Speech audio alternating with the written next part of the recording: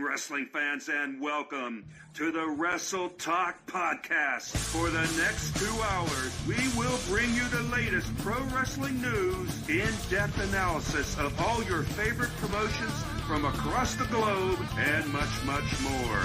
We will also bring you exclusive interviews with the greatest professional wrestling personalities on the local, national, and international levels. If you want to follow the Wrestle Talk Podcast, check us out online at www.wrestletalkpodcast.com. You can also follow us on Facebook, Twitter, YouTube, and Instagram.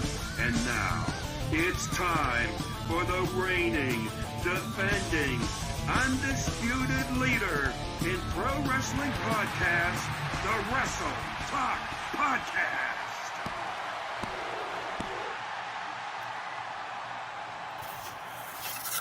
Good evening, wrestling fans and Wrestle Talk Podcast family. My name is the one and only Big Sexy, the Road Dog, Chris Rodell, coming to you live on a Tuesday night for another edition of the Wrestle Talk Podcast. This should be a very interesting and fun episode of the Wrestle Talk Podcast. We got a lot to talk about, WWE, and tonight's interview is going to be very special because we're going to be doing it on location with at the KC Wrestling Academy.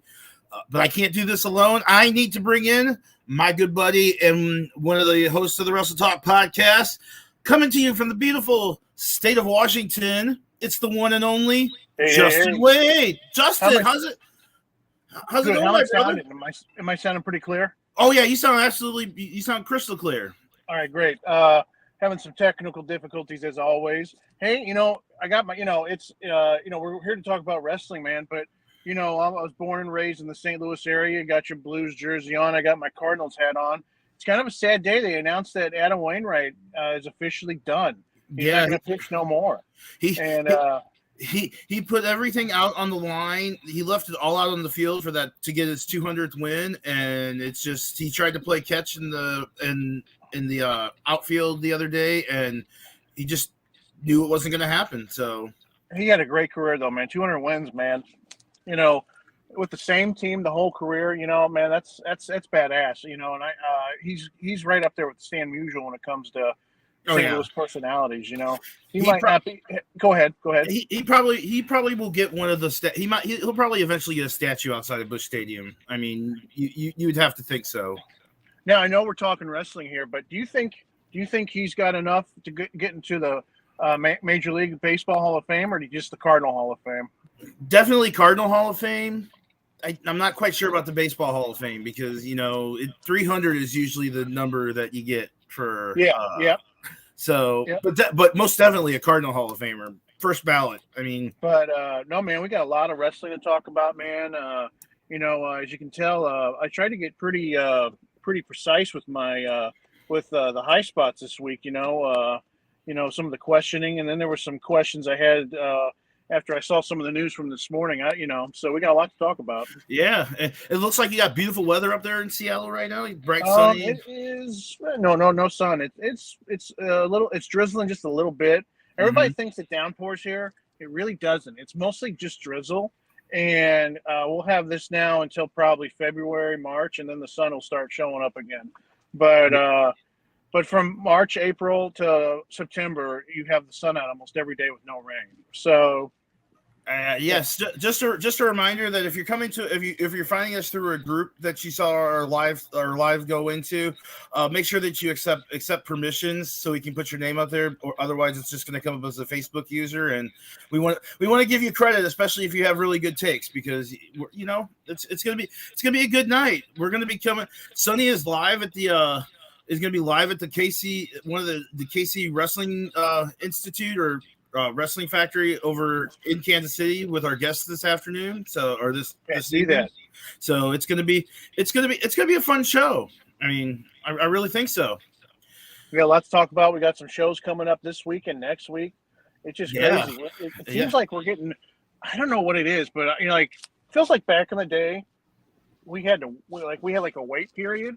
But it seems now that stuff's overlapping and you can miss stuff without really realizing it. Yeah, we got NXT on Saturday, and we've got Wrestle Dream on Sunday, and then the following week, I believe we have Payback. So And by the way, about Wrestle Dream, I know hopefully we get to talk more about it. I'm a little pissed right now. So, you know, I like AEW. They're probably like my favorite promotion out of the big ones, you know. And so I heard they're having trouble moving tickets, you know, for Wrestle Dream, which is unfortunate. But at the same time, too, you would think tickets would be cheaper. I'm finding tickets still starting out at $75, which Really? is a crock of shit. Where is Wrestle Dream? I don't even know where. It's at the Climate Pledge Arena where the Kraken play. Oh, okay. Yeah. So I was wanting to see it, but I saw that if you have like the Bleacher Report app, we don't have cable anymore. But if you have the Bleacher Report app, you can order it through that and watch it streaming online. So I think I'm going to do that. It's only $50. It's cheaper than the tickets they got going right now. Yeah, so. I have been told that there's a trick that maybe look over as it gets even closer to the day, because they'll start discounting tickets. So okay, all right, yeah, maybe I'll do that. Yeah. But yeah, man. Or walk up to, or even I've heard that if you walk up, actually, I know this is an antiquated concept, but actually walk up to the box office, you may be able to get in for a deal. I don't know how true that is. I mean, I don't think they've ever been at the Climate Pledge Arena up there. So they've had Dynamite there. Yeah. So, but no, it's cool. It would be cool if you got to go, because because AEW puts on a good show. I saw Dynamite when they were here in St. Louis the first time, and they put on a pretty good show. So, yeah. Then we got Payback next weekend. We got some pretty big matches on that card too. But I'm sure we'll talk about that next weekend. Yeah, we came up with some. When I was pulling the topics from the chat, I was like, man, these are like a diverse. Normally we like have like one certain segment of wrestling that we talk about, but there's like several diverse topics today. So, but before we get too further, we gotta hit those sponsors real quick, because without the sponsors we couldn't do anything.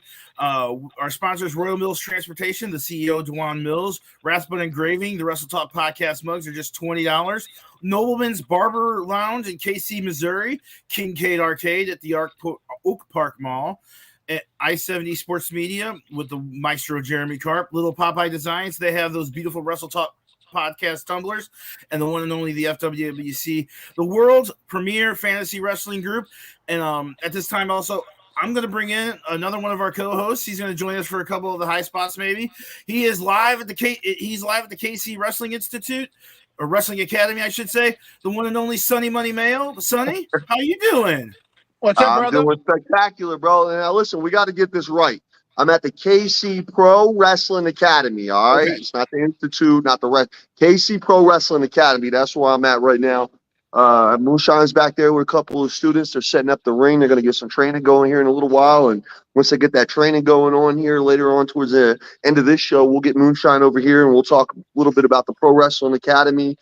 What's up there, Jay Wade? What you got, baby? What are you showing me? I'm ready for Moonshine, man. I got some stuff. I got an article, a 10-page interview that he did back in 2018. So, man, I'm ready for him, man. This dude is a freaking monster, bro. He's a killer, all right? Yeah, he's a killer. And listen, don't tell him I said this either, but he's actually a pretty cool guy. He's kind of a sweetheart, but I didn't say that, bro. Moonshine's a fucking killer back here. But hold on, man. Before we get going, what is with all this St. Louis bias and Adam Wainwright? Yeah, I don't want to hear that, bro. You guys don't. The Rams left town. All right, the Blues are garbage. You know, and who was? And you guys can tell me who was the St. Louis Cardinals player who the Cardinals wanted to induct him into the Hall of Fame, and he said no, thank you. I don't know. Who was that? Yeah, this was just a couple. This is a month ago. I'm gonna find out. Was it Holiday? Was it Holiday? Because it was Matt Holiday. I think it was Matt Holiday. He didn't want. Was it Matt Holiday or David Freese or whatever? It was David Freese. He said he didn't feel like he earned that honor, so. He just didn't want to be in that bum ass. He just didn't want to be in that bum ass Hall of Fame. Let me tell you something, you Kansas City motherfucker. No one really gives two shits about your Chiefs right now because of fucking Taylor Swift. She's gonna ruin that team. She is to John Lennon was with with what's her face is to what she is going to be to Travis Kelce. Because the haters gonna hate. Shake it off, shake it off. I gotta say, all I gotta say is I thought the world was fucking ending because they were talking. It's like everything was like, oh my god, it's KC, it's the Chiefs, it's Travis, it's Taylor Swift. I don't care. Just go out and play football. Earn me points for my fantasy football team. Travis Kelce. I don't want to talk. Can we not? Hey, listen. I'm 0-3 in my paid league. I don't want to talk. I don't even want to hear fantasy football. I'll talk football, but we ain't talking fantasy football. All right. And listen, as far as this whole Kelce, wrestling. Yeah, exactly. But let me just end it on this with this whole Kelce and Swift thing. As long as it doesn't end up being a situation 5, 6, 7, 8 years ago where it was Tony Romo and Jessica Simpson sitting up in the box, and every time she sat up in the box, Romo he threw picks anyway, but like he threw more picks that day. Like you would throw 4 picks when she was in the box instead of like throwing 2 picks, which he usually did. But yeah, nonetheless, I don't want to. I'm tired of it. We were winning way before Taylor Swift came involved. You know what I mean? So I don't care. All right. Well. Before we get to the high spots, we do have another thing that's tradition here on the Wrestle Talk podcast. We have to honor this great country because without this, we could not be doing what we do. As we honor our country with the singing of our national anthem.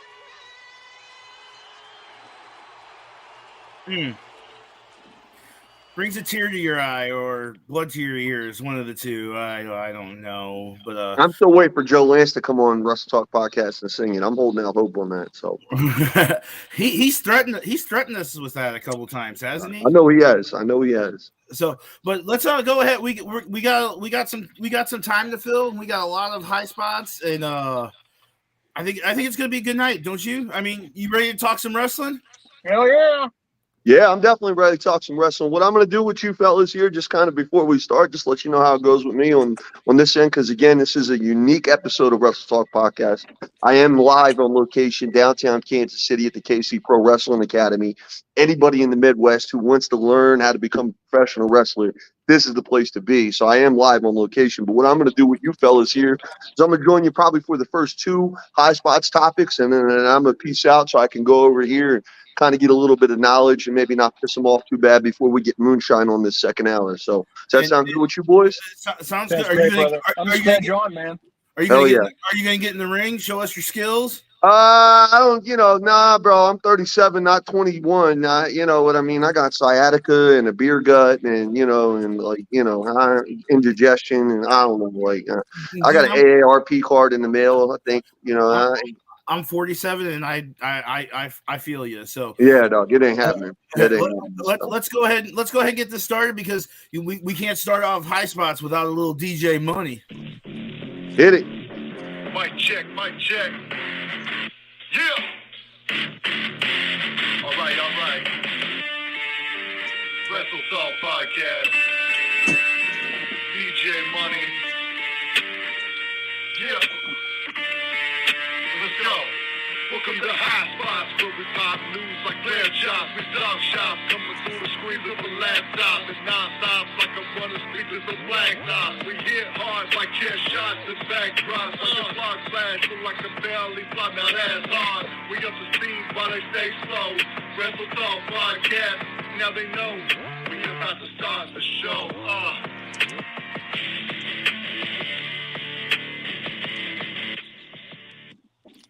All right. Well, we are here with our high spots segment. And you know what we got to do now? We got to fire up that randomizer and find what our first topic is going to be.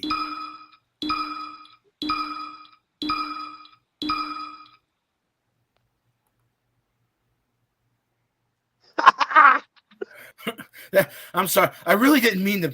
This is something I picked, and I didn't really. That picture, the picture cracks me up in hindsight. Question is John Moxley was injured on Dynamite. Apparently, he was concussed about a couple minutes into the match. Was it irresponsible for him to let him take Ray Phoenix's finisher twice while being concussed? And this is something I was thinking about, knowing that Justin was going to be co-hosting with me, being the former wrestler. What's your opinion? What is your knee-jerk reaction to this? It makes me uncomfortable because even though he took that finisher twice, it should have been on the ref's part looking out for him. I don't know if he didn't see him get concussed. I don't know. But I would have ended the match, prematurely. I know, it looks bad on television, but it could have got a lot worse. He could have hurt Phoenix. Moxley could have hurt him by accident, trying to pick him up for a move or do something. I'm just not big on that. We got this advancement in healthcare and everything now. Like back in the day, you had to work hurt and everything. But it's not like that, and all joking aside, Moxley's got a family now, and I know he likes to be hardcore as hell, but, that brain stuff is not funny, man. Yeah, I mean, apparently the injury happened a minute or two into the match. He took a dive from Phoenix, and the back of his head hit the floor. Yeah, I saw that, and knocked him loopy, and he changed the finish, or got word to change the finish about halfway through. I guess I don't know if no one told the referee about the change of the finish. I know they try to keep everything real looking, but that after that first move, Mox was like, "I'm not kicking out." I mean, that should have been over there, and that makes the referee look bad too. Being a former referee, my thing is I was always taught the first time I pulled my count, I was pulled aside by a little referee from back in the day named Bama Bodine. I don't know if Justin knows Bama. A little bit. It's probably right as you were starting was when he was leaving. But he pulled me aside. He's like, if I ever see, and this guy was like 5'3", 5'4", maybe 125 pounds soaking wet. He pulled me aside and he was like, if I ever see you fucking pull your count again, I'm gonna kick your ass. So he's like, make your 3 count, and nothing can be everything can be changed if need be. You can always go back and fix issues in a wrestling match if something accidentally happens. So that's just my opinion as a referee. Sonny, did you see the injury? Do you have an opinion on it as a fan? Nope. Next question. No, I'm just playing. I'm just kidding. I'm just fucking with you. I'm just playing. Now listen, but look, so Phoenix did that dive to the outside, right? And then if you've seen it, he went up and squeezed Moxley's hand. Moxley squeezed back. So who knows exactly where he got the concussion? People are saying that's where he got it, but I mean, if he squeezed his hand back, I mean, yeah, we're talking moments after it happened, and maybe Moxley didn't know what was going on. But listen, gentlemen, this is professional wrestling. This ain't ballerina. I mean, it's the same thing with football. We see it weekly on high school football, college football, NFL. Guys get hurt. They go back out there. You know what I mean? Justin Fields got his ass stomped Sunday by my Kansas City Chiefs. One of the Chiefs defenders came out and tried to peanut punch the ball out of his hands and ended up punching him in the face instead. Fields stumbled around, but he was still going to go back in the game. It's professional wrestling, guys. Now, that's my biggest bullshit deal with this whole thing, Rodell, is that referee. That's what pissed me off. That was the most horrible looking fucking thing that they could do. Is that ref go 1, 2, and then what are you doing, bro? Come on, man. I mean, listen, Moxley's been in a lot of wars since he left WWE. Mm-hmm. And I just hope this isn't one of them situations where he becomes like a prize fighter and he doesn't know when his time's up. And not saying that his time is up by any means necessary, but if he keeps going to the extreme in these matches that he's doing on a weekly basis, it's not going to take much for him anymore. I mean, it's like an old UFC fighter, bro. Yeah, Iceman Chuck Liddell. He was known for his ironclad jaw it became a glass jaw after taking so many hits. You know what I mean? So that's what I'm worried about with Moxley, man. I just don't want it to be a common bump and it's barely grazed his head and he's messed up. You know what I mean? So, and like you said, he's got a family. He's got a child now. He's married, and you know. So I mean, he's like the modern day Foley, if you think about it. You know, because when he was in the WWE, he went a little hardcore, but man, his RPM is redlining with how much hardcore he's doing since he left the E. And yeah, it's fun for the fans, but you know, and he's a tough son of a bitch. I'm not telling him to do, you know, I'm not telling him what to do, but you know, he needs to, if he wants longevity out of his career, maybe, you know, but make it a treat when he goes hardcore, you know, not all the time. Yep. And that's the whole thing with that's one of my criticisms with AEW in general, is that they're just like they're very blood happy, it seems like, where there needs to be blood on every show, and it's too much. And I don't need it every show, bro. And listen, I like blood in professional wrestling if it makes sense. If it's part of the storyline, if it makes sense. I'm pissed when there's not blood. I don't need it every damn week, brother. You know, we back in the day, the Attitude Era, we got it when it was the end of a feud at a pay-per-view. We got blood. We did, you know, Hell in the Cell, Triple H and Batista. You did, first blood match. First blood match, you know. We didn't have him bleeding every week, and if it, you know, Foley, maybe, but no, he wasn't even bleeding every week, you know. No. So we're getting right now. AEW seems to like we're gonna have blood on the opening match of a random Dynamite in the middle of the month. I mean, I don't need it in an AEW international title match. Give me good wrestling. That's all I gotta say. That's. I mean, I just. Like we had a last man standing. I was at a show this weekend. I announced the show this weekend. We had a last man standing match, and there was no blood. I mean, because it didn't make the match didn't need it. So I don't know. So are we good? Are we good? Do we want to move on to our next topic? Yeah, let's keep it moving here, babe. All right, let me fire back up the little randomizer thing.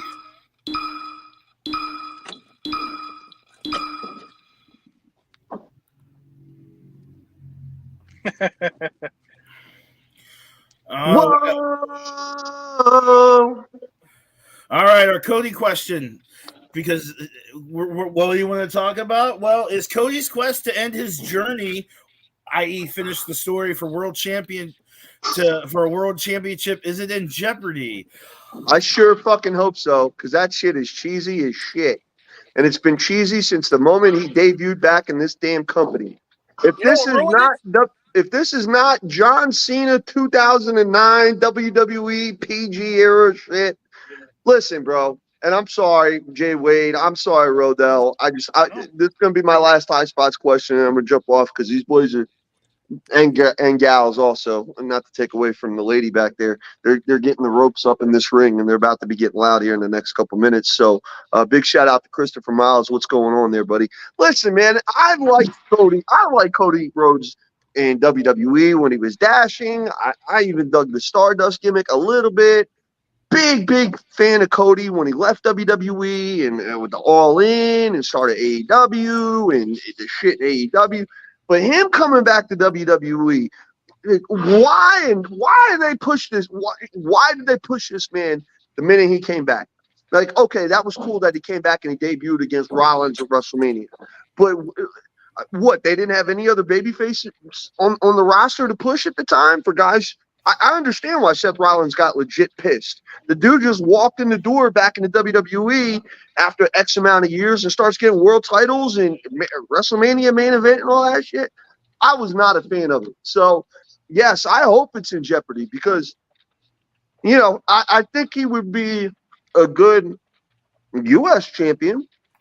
And listen, I know I'm in the minority on saying this because I see the arenas every week. I see all the Cody signs. I see he's with the fans after 30 minutes after. But dude, I'm not a fan of Cody being in the world title scene. Not like this.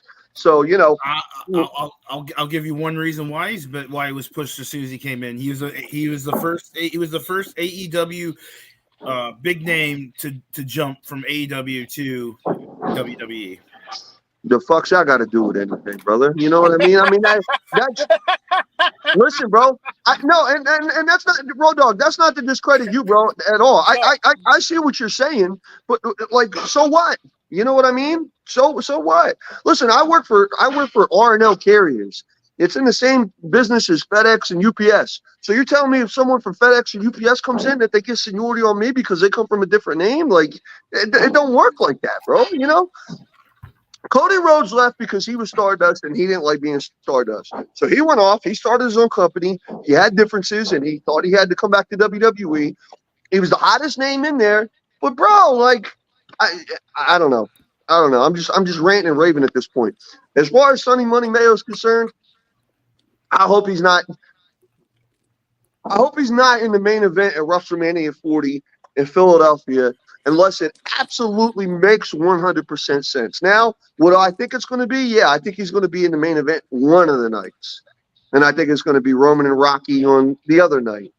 But, yeah, but I don't know, man. But do you really think that it's going to be Rocky at Mania 40? At Mania 40? Yeah. I mean, Yeah. you think so?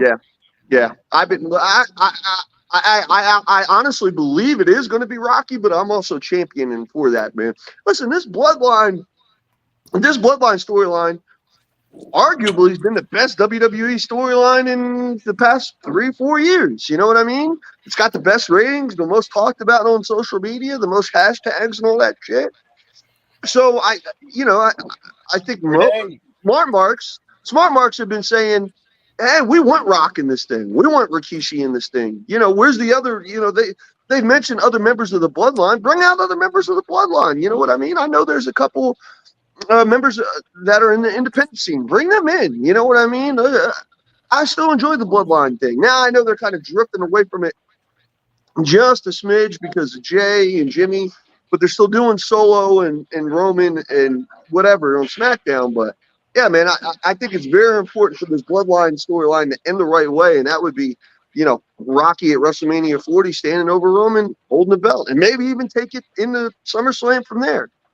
Well, I mean, I guess a lot's going to have to do on that one is going to have to do with what the writers' strike is, or not the writers. The writers actually just are going to go back to work. The writers are going back to work, but the actors aren't. So we still are in an actor strike. So yep. But yes, I don't want to see. No, Cody Rhodes, the dude could be the freaking WCW TV champion for all I care. All right, he can wrestle a best of 7 against Booker T. I don't need to see him in the world main event heavy. No, I'm good. It's cheesy as shit to me. Justin, this was actually your question. So go ahead. To answer your question, I think what ruined Cody when he came back was they announced him for the Rumble. If he was a surprise, I think it'd be just a little more different. Hey, bro, hold on. And let me just end on that real quick. And he came in at what? Did he come in at 30? Yes, that's the problem. And then he fucking championed around saying, "Oh, I fucking went through 30 minutes at the Royal Rumble." Bitch, you came in last. And he threw out the guy that was number 1, Gunther. Gunther, who spent he broke the Rumble record for time in a Rumble over 62 minutes, and he threw out that guy at the end. Now, the reason I posted this question is because of 2 names, LA Knight and The Rock. Okay? I think, man, The Rock is trying to do some shit because of the whole Shazam debacle, what happened with that movie. Yeah, that shit was doing much. Yeah, he hasn't been doing much, so I think they're going to push him to the move back. Supposedly, there's rumors he's wrestling in Elimination Chamber. So I think Cody might be pushed to the side for The Rock, but also LA Knight, they offered fucking refunds to a show that he was supposed to be at Friday night on SmackDown. The only ones I read an article where the only people that they've ever really offered refunds about if they were announced and they didn't show up were Roman Reigns and Seth Rollins, and I believe Cody Rhodes one time they offered refunds too. But LA Knight on a SmackDown because he wasn't going to be able to show up. That's actually in our high spots that could be in our high spots later on. But it just what's crazy is Cody, out of nowhere, LA Knight's the superstardom. has just come out of nowhere, and it's like a natural. People are loving him. I'm not the biggest fan because I think he's kind of knocking off some guys, but also too at his age, he's 41.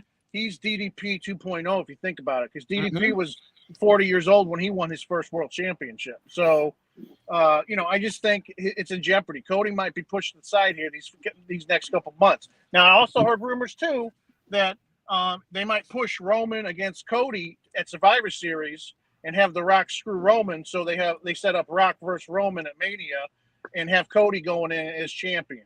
So, and that makes me feel like this year Gunther should win the Rumble. And I would love to see Gunther against Cody at Mania for the world title. Give me that all day.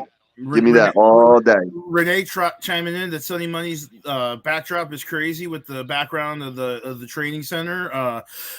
So, quick question about that. You mentioned before that they're setting up the ring. Is that ring not there all the time? Do they have to set it up for every training session? Or did they have I'll let you in on a little inside baseball here. Usually 9 times out of 10, this ring's already set up. But they did a spot show in Edwardsville, Kansas, which is a suburb of Kansas City over on the Kansas side, this past Saturday. So they never had a chance to come back and set it up. So Moonshine's in here, and he's got these students setting up the ring and showing them how to set it up properly and everything. And they're almost done, man. They got the ropes up and everything. So they're gonna. Justin knows what I'm about to say. You got to pay your dues. I mean, how many times have you set up? Yeah, no, that's exactly what it is, man. And that's a bunch of times. But man, there were some times when this is why I really wish I could go back and pay my dues again, because when I was young, I was naive and I got some push, and sometimes my head got a little too big, and I regret it to this day. And I wish I could go back and make amends for that. But you can't change the past. I mean, I've set so many rings up, and it's just I leave it to the youngsters now. I can't do anymore. My back hurts afterwards. So. Yep. But listen, guys, these guys are almost done, so I'm going to jump off here for the time being. I will be back here shortly, so you guys hold down the show, and I'll see you here in an hour roughly. All right? Yeah, I'll keep an eye out for you backstage. So. Sounds good, brother. Yeah, I'll be back here. Brother. All right. Thanks, guys. That's Sonny Money. He's going to come back a little bit. He's going to come back a little bit later. And Renee, really, Sonny really likes carrying the wood.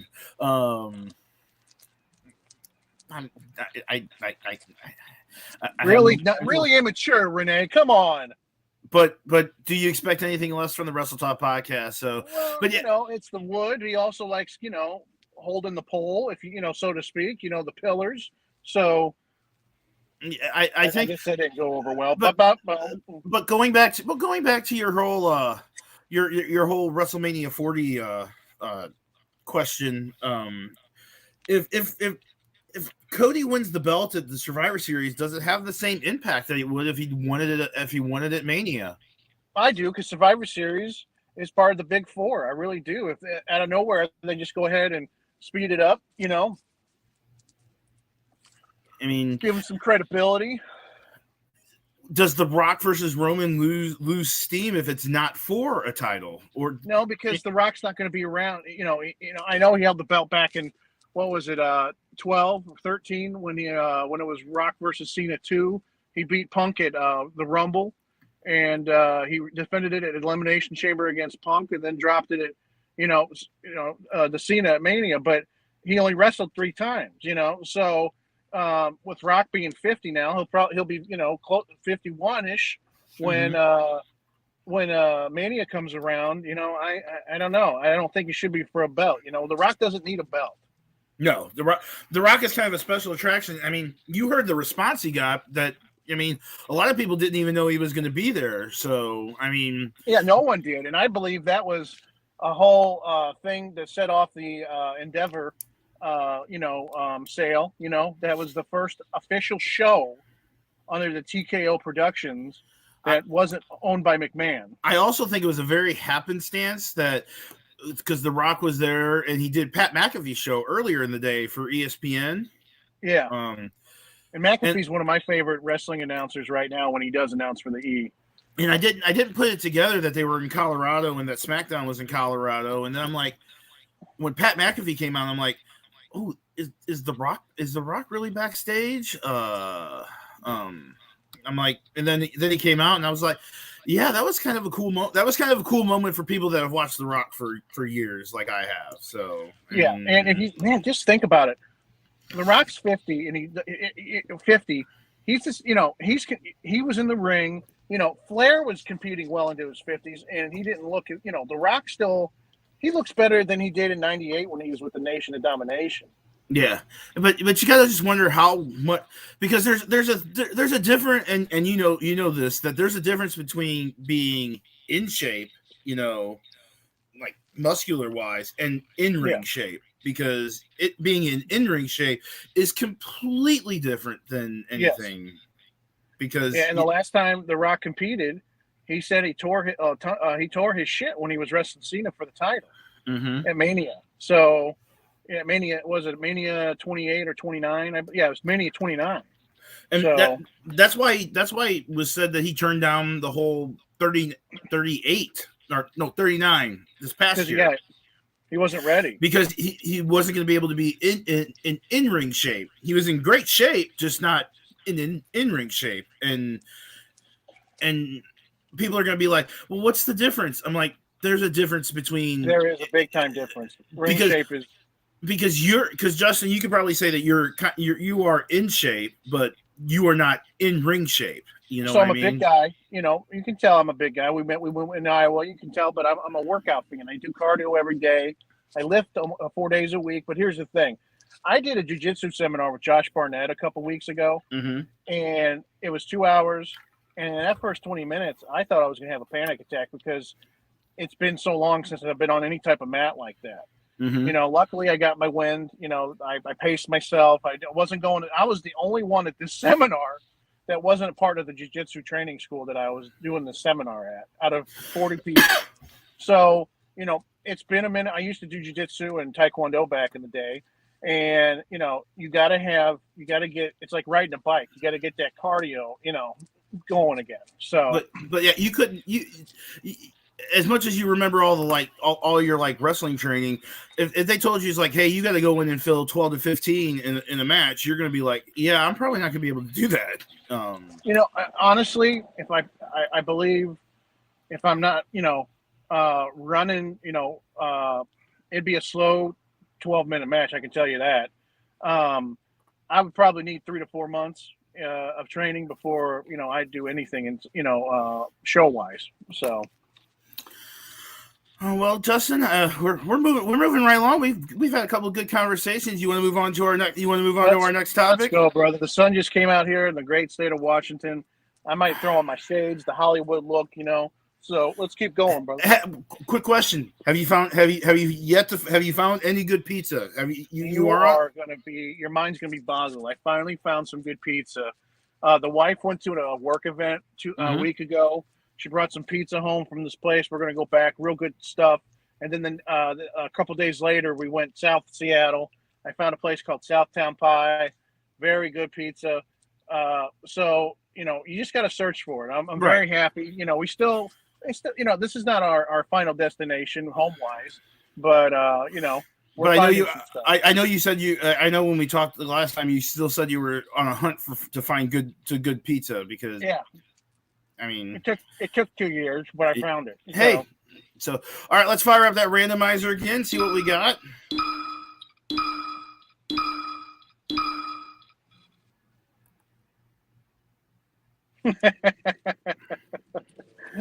I posted this. This was a last-minute question.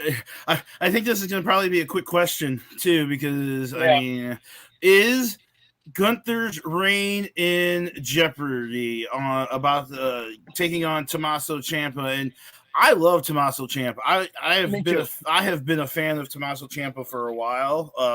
I was kind of hoping they would come back with Gargano as DIY, and that's going to trigger Jared in the comments. I know Jared is somewhere hanging out in the comments. But yeah,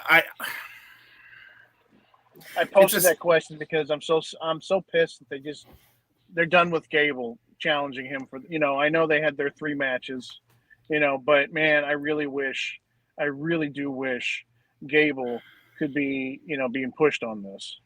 Yeah, I'm still not saying that Gable and Gunther are done. I think we got another match in them, and I'm hoping that they have like a 30-minute Iron Man match, because I think a 30-minute I think 30 minutes of Gunther and Chad Gable would be excellent, because I think Chad Gable is actually going to be the one that takes the belt from Gunther to get it, and then that puts him into the scene where he could possibly win the Royal Rumble this year. It just baffles my mind that 2 weeks ago they had Bronson beat Gable, and I'm like, are they done with done with Gable? And I'm like, it just blows my mind that they had him lose right after he lost his match to Gunther, to the Bronson. And I understand, he's a big man, and sometimes I don't know about what they're doing with these riders, if these guys don't know the pulse or what. But Ciampa and Gunther had a fantastic, feud in NXT a couple years ago for the NXT title.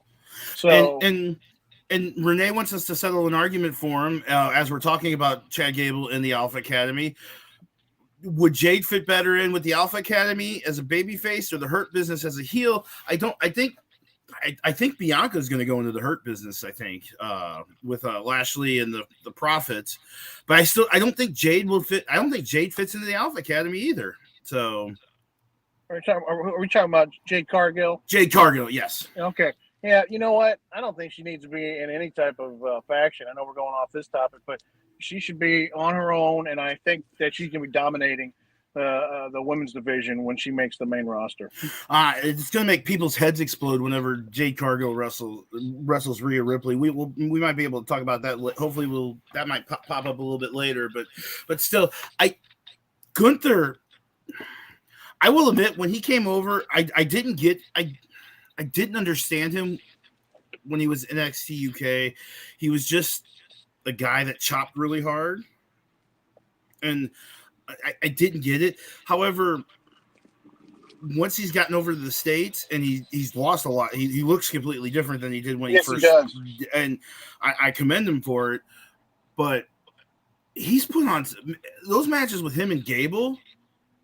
Fucking amazing matches. The triple threat match he had with McIntyre and Sheamus at Mania was one of the best Intercontinental title matches I've ever seen, ever. And I am, as much as I like the Honky Tonk Man and have been a fan of the him getting that single reign, that he deserves it. Yeah. Oh my God, I am so glad that he is the number one longest reigning Intercontinental champion of all time, because the Honky Tonk Man, he's not even in the league. You can't even put him in the same conversation with Gunther. It just he gets the crowd, against him. He when he said, "I respect Gable, but he sure did love it when his kids were crying." That's a heel like no other, and I love it. So not Gable, Chad Gable, right? Yeah, Gable. That's Okay. Gable's kids were ringside. He's like, I'm glad I made your kids cry. It's Gunta. And I will say, we were talking about announcer Samantha Irvin, the Raw ring announcer, is one of the best announcers going today. I mean, yes. I have a special place in my heart for ring announcers, being a ring announcer. But Samantha Irvin's probably on the top of that mountain right now. She's right up there with Finkel. When Finkel would announce a new champion, like you would be holding your breath to hear his announcement of who the winner was. Like, especially if it was like a screw job or something, it just, and she's right up there with him. That's how I feel. And she puts the emphasis. It's like she changes her like inflection based on the character of the person. Yes. And when she announces Imperium, I mean, she's like Giovanni Vinci, Ludwig Kaiser, and and she's like Gunta. So I mean, yeah, it's gonna be like when Gunther loses that title, it's gonna, the announcement is gonna be epic.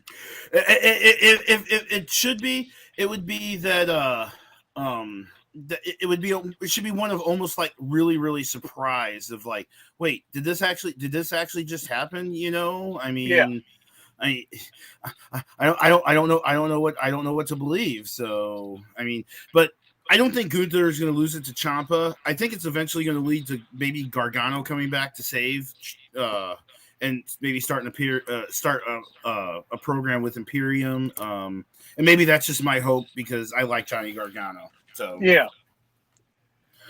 I'm ready to move on, brother. Yeah, let's move on to our next one. We got some good time. We're gonna have hopefully we'll have a Snippets of Truth segment here in just a little bit.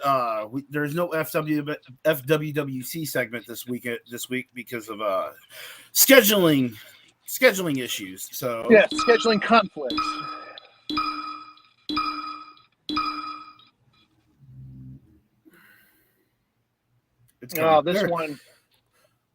This one kind of hits close to home, and that's why I posted this question. And we both kind of had I had an Eddie Kingston question, you had an Eddie Kingston question, so I kind of combined the two questions. So okay. I put Eddie Kingston is canceling any independent bookings, seemingly day a show to concentrate on his ROH and New Japan titles. Is this the smart thing to do in the long run? And do fans and I probably should have also put, should fans be pissed at this? So I will let you go ahead and start since you seem to have a opinion on this. Yes, and it's for all major stars. For any that are announced for independent shows, and I'm sure you've had your fair share of being parts of you're part of being independent shows, big names announced, and all of a sudden they've canceled. But here's the thing: on the day of, Seattle promotion here is called Defy, and it's a very, very, very popular promotion out here. And Kingston was scheduled months ago to work the show, and then he won the New Japan Strong title, and it turned into him defending the title. And all of a sudden, on the day of a show, he puts out a post, and that's how Defy found out that he wasn't going to be there. Oh, so he didn't even contact Defy. Supposedly, I don't know the rest of the story because they're not. They only posted. Their post was, "Yep, that's how we find out. We'll figure out. We'll have something great for the show that night." I think Nick Wayne performed on the show that night. So, but still, I was wanting to go to that show. It was going to be like a day of thing because the day before I just got paid, and I was like, you know what? I'm going to go see Kingston. Kingston's one of my favorites right now, but also too, I think he also canceled because he's going to be in Seattle for AEW this Sunday. So it would have been the 25th he would have performed for Defy, and then 7 days later, AEW Seattle. So I guess he was like, let's just do one booking in Seattle. I don't know. It blows that he did that, and I know he's trying to watch himself, maybe watch his body. Maybe it wasn't his decision. Maybe AEW is like, hey, let's get you off that show so like you're healthy for the Wrestle Dream show. So. But it just burns me up when major stars. It's not the first time a major star has done that on the day of. No, it does seem like it happens it seems like it happens quite a bit. I mean, I know that travel is an issue, and sometimes injuries are an issue. Those are the kind of things. But to he could have at least appeared at the show. You know what I mean? Instead, he didn't have to. I don't know who he was scheduled. I don't know if he was scheduled to wrestle anybody. I don't know. Rocky Romero from New Japan. Yeah. Okay. Yeah. So even if you can't like wrestle and you don't want to wrestle because you don't want to hurt yourself, if people actually, and sometimes those companies they'll offer like meet and greet packages. Where you could get a special like autograph signed picture and get to meet him before the show, stuff like that. I don't know if any of that happened, but I mean, you could at least appear at the show, right? it just kind of burns me a little bit because there's a lot of fans, it seems like, in the posts that were going to be there just for Kingston, and they were it burned them a little bit, and it just I don't get it. I just if he's going to be on, he's probably going to be on Dynamite this week and Collision and Rampage, and I don't know. Maybe he didn't want to be in Seattle twice. I don't know. So, and from what I've heard, Eddie Kingston is a really like a stand-up kind of guy. He's not like he's not how like people are like jerks and don't want to like talk about anything. So it's like, I mean, and the day before he canceled, he announced he just signed a new 4-year deal with AEW. So maybe it wasn't his choice. Maybe AEW was kind of pressuring him a little bit, but still, day of, it's real frustrating if you're a fan like that, Yeah. So it's just kind of a nutty thing to It sucks for the fans. I mean, I hope Defy didn't have to give back too much money for people. You know what I mean? It just, I hope not. So I hope not. That's all I hope, because that could be kind of killing for a wrestling company if you have to give back money for someone not showing up. Yeah, and they get guys like Moxley and Kenta and Swerve Strickland and Darby Allin. They come up a lot and work Defy shows. So it seems like they got someone. They got Nick Wayne to come in. I know Nick Wayne's not the big name compared to Eddie Kingston. But he's a big Seattle name. He's a big Seattle name. Is he a big Seattle name? Okay, so he's okay. Yeah, so he's from Seattle. He was the main guy for Defy for a while, and it's big that he's now with AEW. So yeah, so it's one of those things. I mean, you just take things as they come. I mean, but hopefully Eddie Kingston will gets better and doesn't hurt himself too much. He's another one of those kind of crazy guys that will do anything that you ask him to. He's double champion now, so he's got supposedly he's defending both belts at Wrestle Dream in one match. He's wrestling. I can't even. Shibata. Is it Shibata? Yeah. Shibata. So I'm not the biggest on the New Japan names, so you'll have to forgive me. So I will. I'll forgive you. Yeah. We're gonna go ahead and keep going. If it's okay, let's keep going. Let's keep rocking.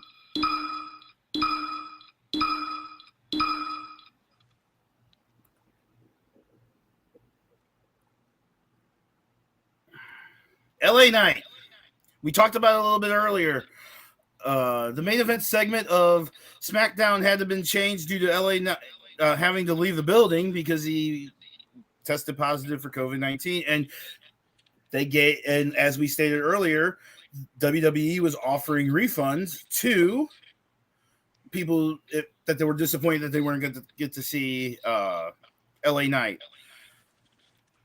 It sounds like it's going to still be John Cena and LA Knight against Solo and Jimmy at Payback. Fastlane. Sorry, I don't know why we just did Payback.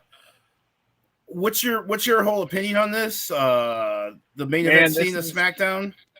This is big for LA. He's going to have to step up. He's in there with some big boys, Solo and Jimmy. This is big match Cena. He's going to have to step up. LA's going to have to step up, and this is a make him or break him, I believe, for LA, because he's a good talker when he's by himself, but it kind of got me nervous when he was in there with Miz, and Miz can rock on the mic. So, there was a little stutter step I saw a couple of weeks ago when he was in there going toe to toe verbally with Miz. Hopefully, that was just a one-off. Hopefully, he picks it up. He's going to have to pick it up. This is his chance to shine. And yeah, the crowd may love him and stuff, but if he doesn't bring it to the main event, then I don't know. I really hope I really want to see, it's cool that this is happening for him, but and I think he also needs to lay off of Supposedly he's been throwing some shade back at Kevin Nash, because Kevin Nash has been saying some remarks about him. Leave that alone. Nash, everybody has their own opinion. Bret Hart always says negative stuff about some people. Everybody. Bret Hart does not like Goldberg. He does No, not. he does not. Like, he doesn't. I do not believe that Bret Hart would piss on Goldberg if he was on fire. So, no, and I believe Goldberg would probably like to kick him again in the head. So I mean, but no, this is big time money main event. John, he's gonna have to keep up with Cena, because Cena, Cena's trying to give him the rub. So hopefully it doesn't burn Cena, because if this doesn't go, I'm looking forward to it. But I hope this is LA Knight's time to shine. But here's the thing. We're going to kind of pivot to a little bit of John Cena talk here. Is it because of his age and his not being around as much is why they're sticking him in tag team matches all the time instead of doing the individual matches? I mean, am I wrong in thinking? No, because here's the thing. If Cena wasn't in Hollywood, he'd probably be doing some singles matches. Because he's in Hollywood, they got to protect him as best they can. They got to use him. They got to utilize him as best they can. And but then again, he had a singles match when SmackDown went off the air in a dark match. He took Montez Ford. Yeah. So who knows? But when it comes to the pay-per-views, maybe they want to save. They want to protect him. Like they're protecting Sting. Sting has not done one singles match in AEW. So that is true. I do not think I remember a Sting singles match. No, he's not. It's been all tag team, 6-man, 8-man, regular tags. And so. the hardcore tag matches, the coffin matches, stuff like that. Yeah, but I mean, he's doing all. I'm sorry. I don't know why they don't put him in a single, because he's been doing all this intense stuff in his tag matches. I don't know. Anyways, yeah, they're protecting Cena because he's going back to Hollywood when it's time for the actors to come back. So. I mean, and I know we're getting this whole end of the year with Cena because we wouldn't have this unless for the actors strike. I mean, yes, or The Rock. Yeah, I mean. Also makes you kind of wonder: are we going to see Batista in a little bit too? I mean, he's been saying, "Hey, if the right storyline came up, he would be willing to listen to some offers." So, and Cena's a little bit different than The Rock, because I think The Rock could do a singles match with proper training, and it makes sense with Roman because of the whole bloodline thing. But Cena just putting over like younger talent. That's Cena passing the torch, because that's because Cena had the torch passed to him basically from Kurt Angle and Eddie, those guys. I mean, yeah, Shawn Michaels. He had some epic encounters with Michaels. He had some epic encounters with Angle. When he was first coming up. So, and even when he had whenever he had that U.S. title for that, I believe it was 15, 16 or something, when he had the U.S. title, he's doing the open challenges, and that's the first time we saw Sami Zayn on Raw. That's the first time we saw Kevin Owens as NXT champion on Raw, and he put Kevin Owens over. He did at the Elimination pay-per-view. Yeah, so. I guess Cena's really smart about it, and he knows the business, and I think he'll give LA Knight a push, but it's going to be LA Knight's to take that. I don't want to say torch, but I mean, because like you said, LA Knight's 41, and it's one of those things. That's right. We'll see what happens. Let's go with another one. I'm ready. I like LA. LA Knight has really grown on me. So and you can't fault he's the biggest he's one of the biggest merch sellers in the company. He's like 1, 3, and 5, I believe. Yep. So, all right, let's fire up that randomizer again as we're getting close to the interview time. We've got a lot of time to kill today, so hopefully Perry. It's all right. We've got a lot of questions to go over. I lost the randomizer temporarily.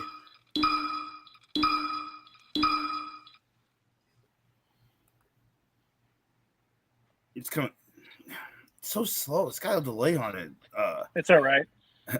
Elimination Chamber is taking place in Australia in February of 2024. However, WWE normally, when they go do a global pay-per-view, they accommodate their U.S. fans. They're not this time. They're going to run it on their time, and it could be in your area, being on the West Coast, it's going to start at 3 a.m.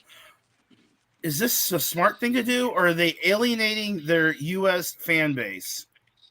They are alienating a lot of fan base, but if you're like a soccer fan, soccer fans get up in the United States. They wake up, whenever the game is, like when the World Cup is and stuff. So if you're a WWE fan, if you're as hardcore as you say you are, those hardcore fans are going to watch. But it is, a lot of people are going to be watching the replays. I can tell you that right now, or just seeing the results the next morning, like I that day as I will. I'm usually up around that time, but there's very few people up at that time, especially if it's on the weekend. They're just coming home from the bars, other wrestling shows, independent wrestling shows. 3 a.m. That's a very early start time. I know WWE is wanting to expand globally. They'll make their money over in Australia. I can tell you that. But and the crowd's gonna be fired. Those international crowds, every single international crowd is fire. I mean, literally, it is. And in the world of streaming, when I will admit that Clash of the Castle and a couple of the other pay-per-views that have happened like at noon and 1 on a Saturday, I take care of other things on Saturdays. I go see mom in the home, take my brother to work and do grocery shopping and stuff like that. So I don't always get to watch it live. I'm not going to watch it live. As soon as 30 minutes after it ends, it's on Peacock. It's on the WWE Network on Peacock. So I'll watch it straight through then. I'll try to stay off Twitter for spoilers and stuff. That's hard to do in this age. It's going to be even harder to do with Australia, starting at 3 your time. It's 5 my time. So, I mean, I doubt that I'm going to be up at 5 on a Saturday morning, but I mean, no, it's fine. It's Saturday, I want to get up and, at a decent time. I usually don't. I usually sleep until 3 or 4 in the afternoon on the weekends, but they're doing this to see. So here's the thing. This elimination pay-per-view is not one of the big fours. This is a test to see how well they do, because I believe they're going to bring a big four to Australia if this does well. Well, you can also say they want to do a big four in England. I would be okay with them doing one of the big four in Puerto Rico again, with the way that crowd was at Bad Blood with when Bad Bunny was there. That the Puerto Rico crowd was probably the best one we've had all year. That was hot when Bad Bunny took on Damian Priest in that hardcore battle. Oh my God! And then also, female. She wrestled for the title. Zelina Vega, because she's from Puerto Rico. Yeah, and that was good. I don't know what they're going to do. Do they have an Australian wrestler they're going to try to promote for this pay-per-view? No. Rhea Ripley's from Australia. Bronson Reed. They might. Well, this is where rumored that The Rock's going to be performing. So maybe it's going to be a big show, and hopefully it brings some numbers. I do think it's alienating a lot of people, because I can see also a lot of fans forgetting that it starts at that time. They're going to probably have tunnel memory and think it starts at a regular time. So, well, that the WWE is going to ad nauseum beat it into our heads, like, hey, you've got a start time. It's a different smart time. Put on your notifications so it wakes you up in the morning. No, fuck that. No, fuck that shit. I'll watch it when it goes. I watch it from the beginning when it goes on Peacock, because my brain sometimes doesn't work that hard. It doesn't work that early on a Saturday morning. So, it's Backlash. Sorry, it's Backlash in Puerto Rico. Aaron won. Backlash. Well, every time I hear WWE Backlash, I remember that Joey Styles. I don't know if you remember that Joey Styles promo when he quit And he's like, I'm not good enough to call Backlash. Backlash?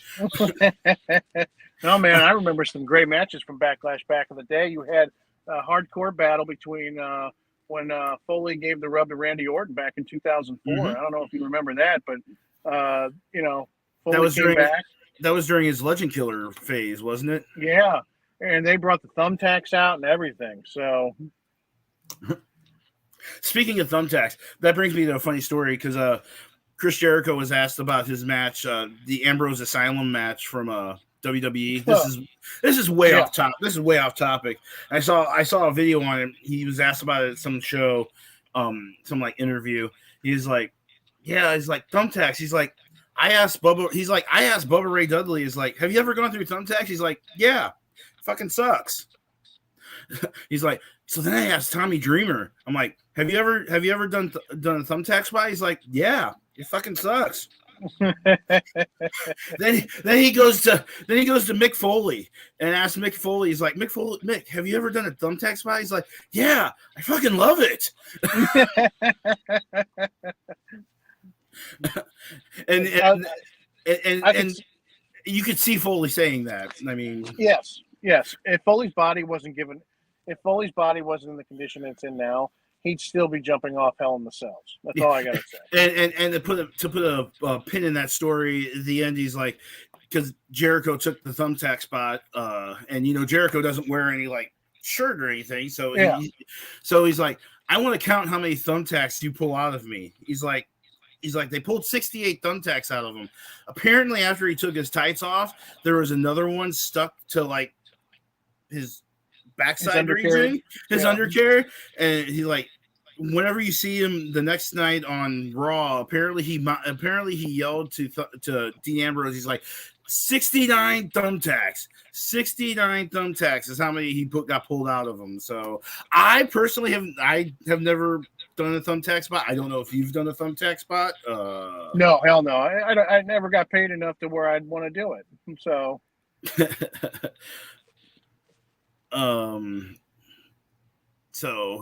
got some responses coming across the board. No, I saw a message in our chat. So, but yeah, that was a little brief aside because you brought up Foley, and I'm like, that made me think of craziness with thumbtacks, and I just apparently it's not so bad if you hit them all at one time, but I guess pulling him out would be another thing. So, I mean, it's like, falling on a pincushion of some sort, so. Yeah. You want to talk about something else? Let's go. Let's rock. I'm still rocking and rolling here.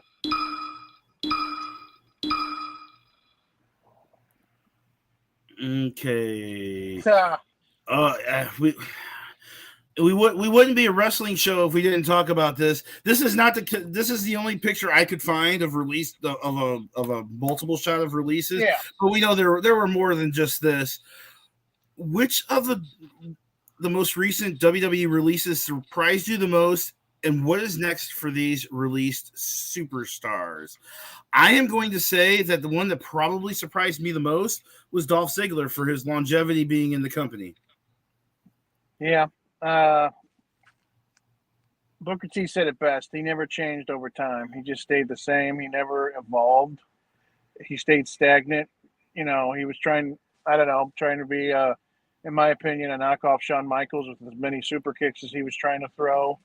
I don't know. I just, he never evolved. And I hope if he lands somewhere else, Impact, AEW, New Japan, Ring of Honor, I really hope he can shine because he's still, I think he's 40 though as well. So he's not a spring chicken, but no matter what you put him, no matter who you put him in the ring with, even if he was considered, he was a known talent, so you can't really call him an enhancement talent, but yeah, he still, when he wrestled, he still put on pretty darn good matches, no matter what. Oh, hell yeah, he did. I remember when he debuted back in 2009.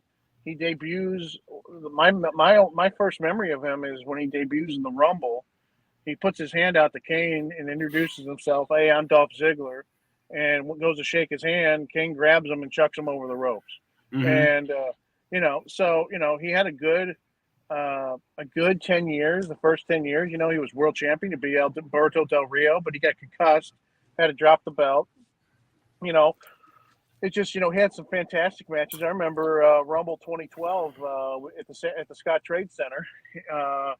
It was Edge and Ziggler for the world title, and it was a fantastic bout. It's just these last 10 years were not good for him.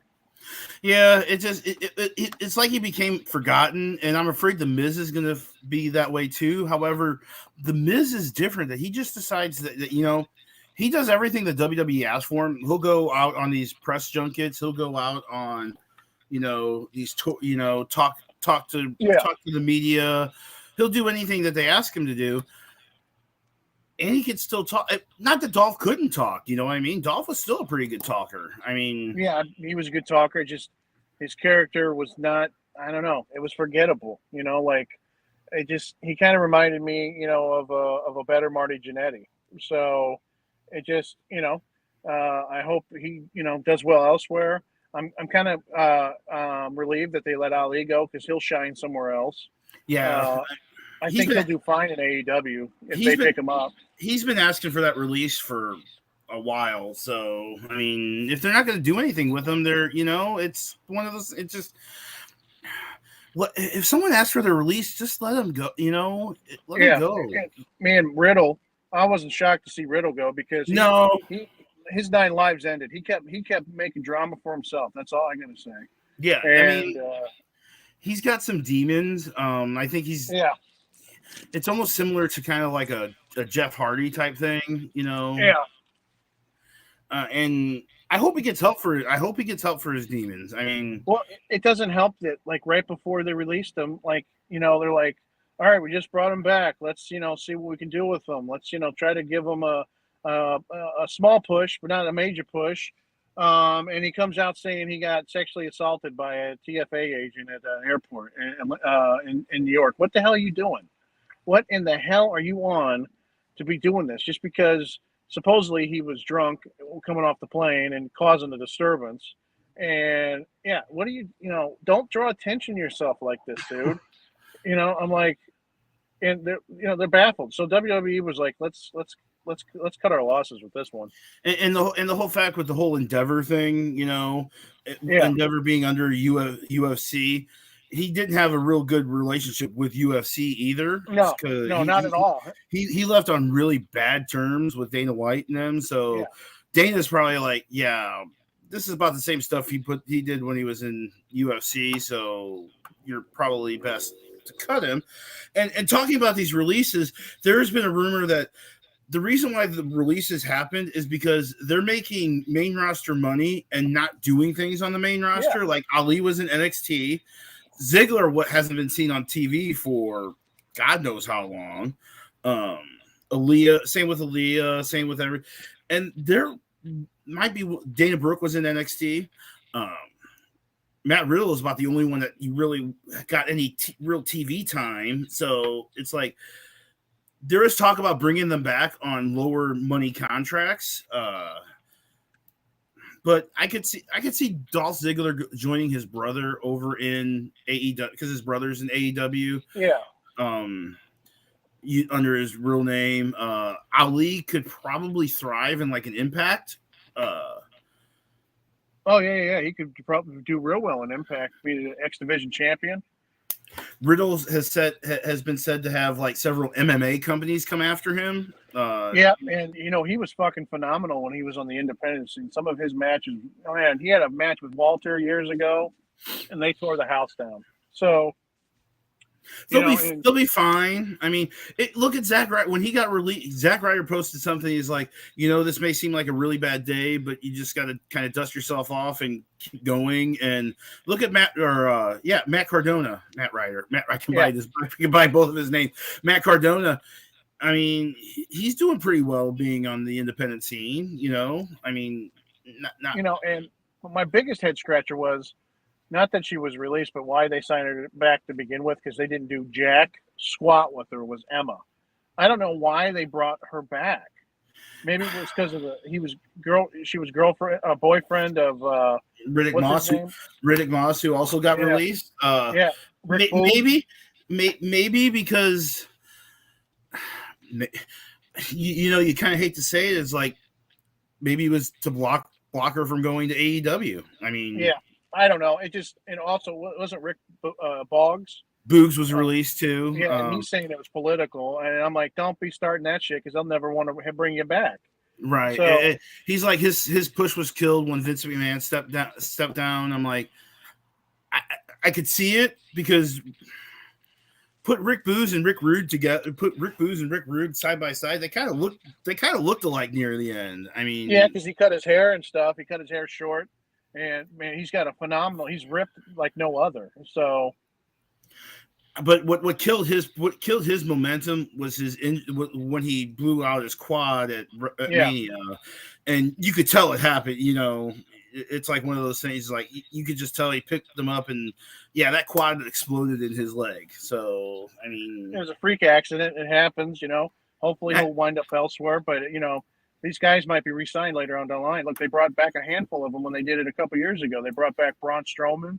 They brought back I'm actually surprised there wasn't more releases in the WWE. It's not over yet. I think though there could be more.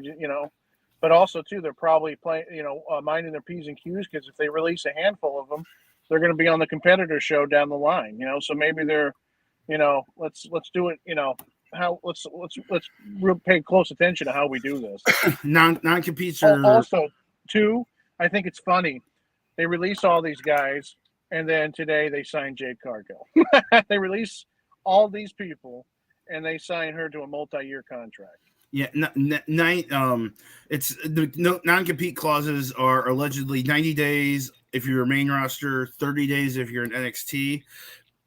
Ali and Dana Brooke were main roster contracts, so they're 90 days. So none of these people you're going to see for 90 days. Yeah, you know what though? I don't know. I'm not upset. So they didn't have me flipping the channel. So. Right. And I don't think AEW can really absorb a whole bunch more people. They've already got an overinflated roster. So that's why they have all these shows. And, it just, people are going to be lost in the shuffle. Like, there's some people in AEW right now that are lost in the shuffle. So. I mean, it's. I don't get. I mean, it's nice to have a lot of wrestlers. However, there comes to be there's a point where it's too much. WWF in the Attitude Era, they had a ton of talent, and it seemed like everybody was getting to do stuff. But it seems like now, with all these companies and all these shows, they don't know what to do with all their talent. I don't know. It just boggles my mind sometimes, So. Yeah, I mean, it's crazy. So I don't know. I wish all the wrestlers luck. Who knows? Maybe we can reach out to some of them. Then maybe we can find them. Get them on the Wrestle Talk podcast. We'll bring you on. We'll take your mind off the 90-day no compete. But there's only probably so much. Believe it, there probably is only so much they can actually talk about. So no, we wouldn't be bashing them for that. Hell, we'd be glorifying them for being on the goddamn show. That's a big name, any of those guys on this show. Yeah. So you want to talk about something else? We got a little bit of time before we go back to KC.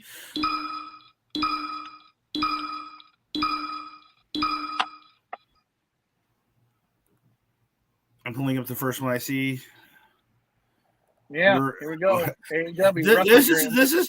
This is probably going to be our biggest topic of the night because we got Wrestle Dream this Sunday. And you posted, is the card stacked or does it seem rushed? As we're seeing here, we got Eddie Kingston defending the Ring of Honor World Championship and the New Japan Strong Openweight Championship against the Ring of Honor. Yeah.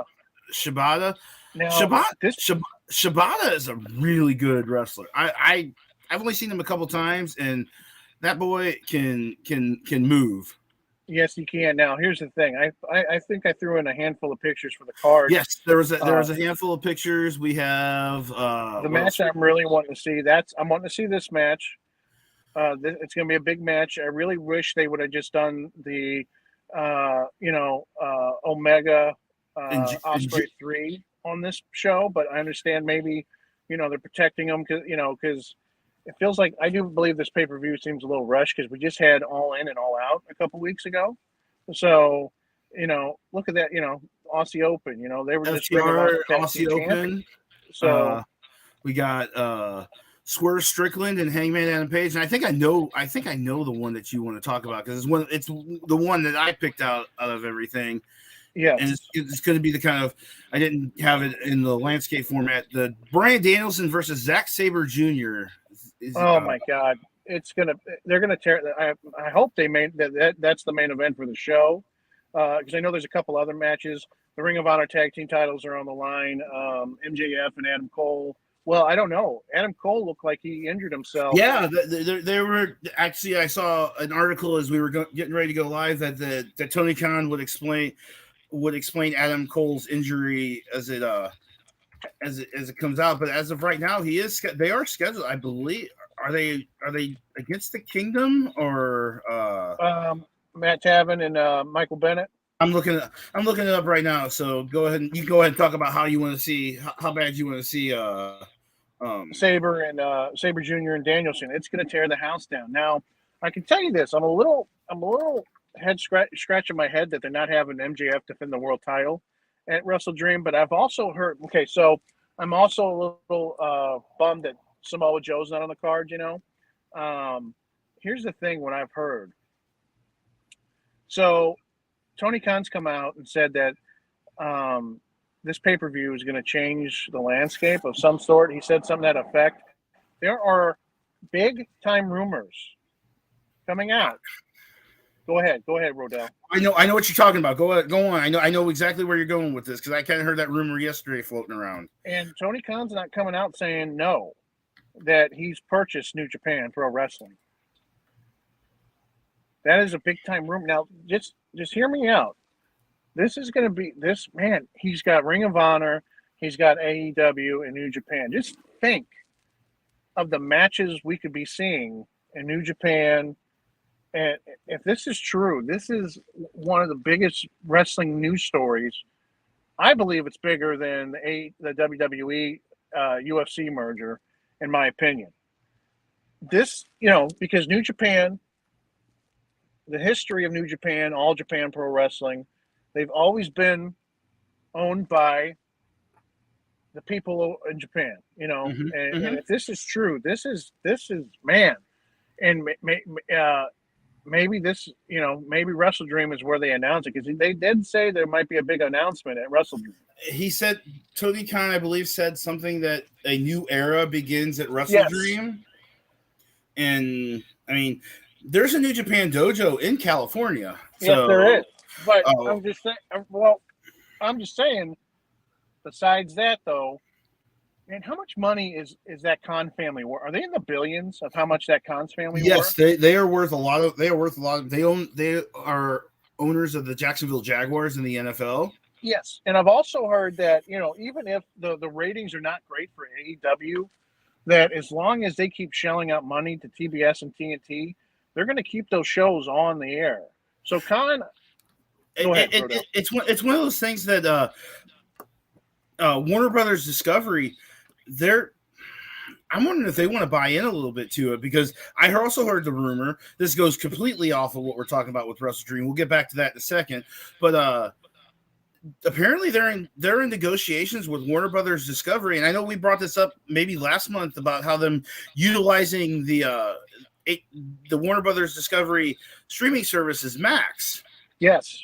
And they were supposed to have All In on there, but they said they didn't have the technology, but now they do. They're working on the technology. They're working to partner with Bleacher Report to help them with that technology, maybe.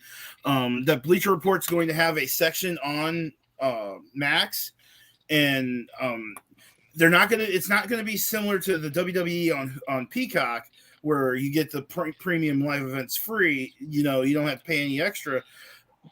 So they're working. I think they're working on that structure, and it could come as they said it could come as early as December, an announcement or something similar to that. I mean, supposedly in the fall, the New Japan World streaming service is gonna they're totally retooling it, and it's gonna have its own app that you can get on Android and iOS. So there's some stuff going on behind the scenes, and I think Wrestle Dream might be the start of it. Yeah, so, but like I said, I do think the show might be kind of rushed because we just had it all in and all out, and then the show on Wednesday when they had it at the they just had it was a big show. MJF defended the title against Joe. It was Grand Slam.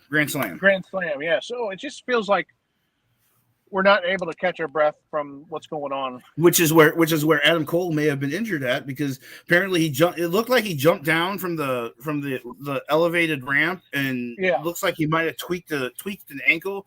And when you have an ankle injury, it's almost better if you break the ankle because if you just sprain it, it stays sprained until you don't do shit forever. So right.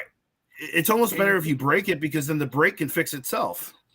It just got a lot of going on in wrestling. Yeah, they're scheduled to face the Righteous, Vincent and Dutch, at the pay-per-view. Okay. Oh yeah. They won that. These guys are a little different, and I'm liking it. They won that. Was it a Fatal 4 tag match? Yeah, something. Yeah, they beat the Hardys. Now I heard there's going to be a Fatal 4 tag match at Wrestle Dream with the Young Bucks, Orange Cassidy, and Hook. The Guns and the Lucha Brothers. Yes, and I think that's going to tear the house down as well. Anytime the Young Bucks are I'm not going to call them the Young Bucks now. They're the Bucks now, because one of the Young Bucks looks like he's got Shawn Michaels' hairline right now. So, and if you notice, he's wearing like a headband over his long hair. But there's times when his hair. I hope if anyone of that nature ever hears this, I'm sorry, but when his hair comes forward, you see a big old bald spot right there. So. Well, it's kind of like whenever John Cena takes his hat off, he's got that bald spot coming in the back of his head. So yeah, but he's doing it smart. He's growing the hair up front and then combing it back, and you really can't tell, unless it comes forward. So yeah, so at Wrestle Dream, you got Bryan Danielson and Zack Sabre Jr. in what's being called a Dream match. Match of the night, probably, hopefully, because Danielson's been bringing it. That match he had with Okada at Forbidden Door, he broke his goddamn arm and wrestled 5 more minutes.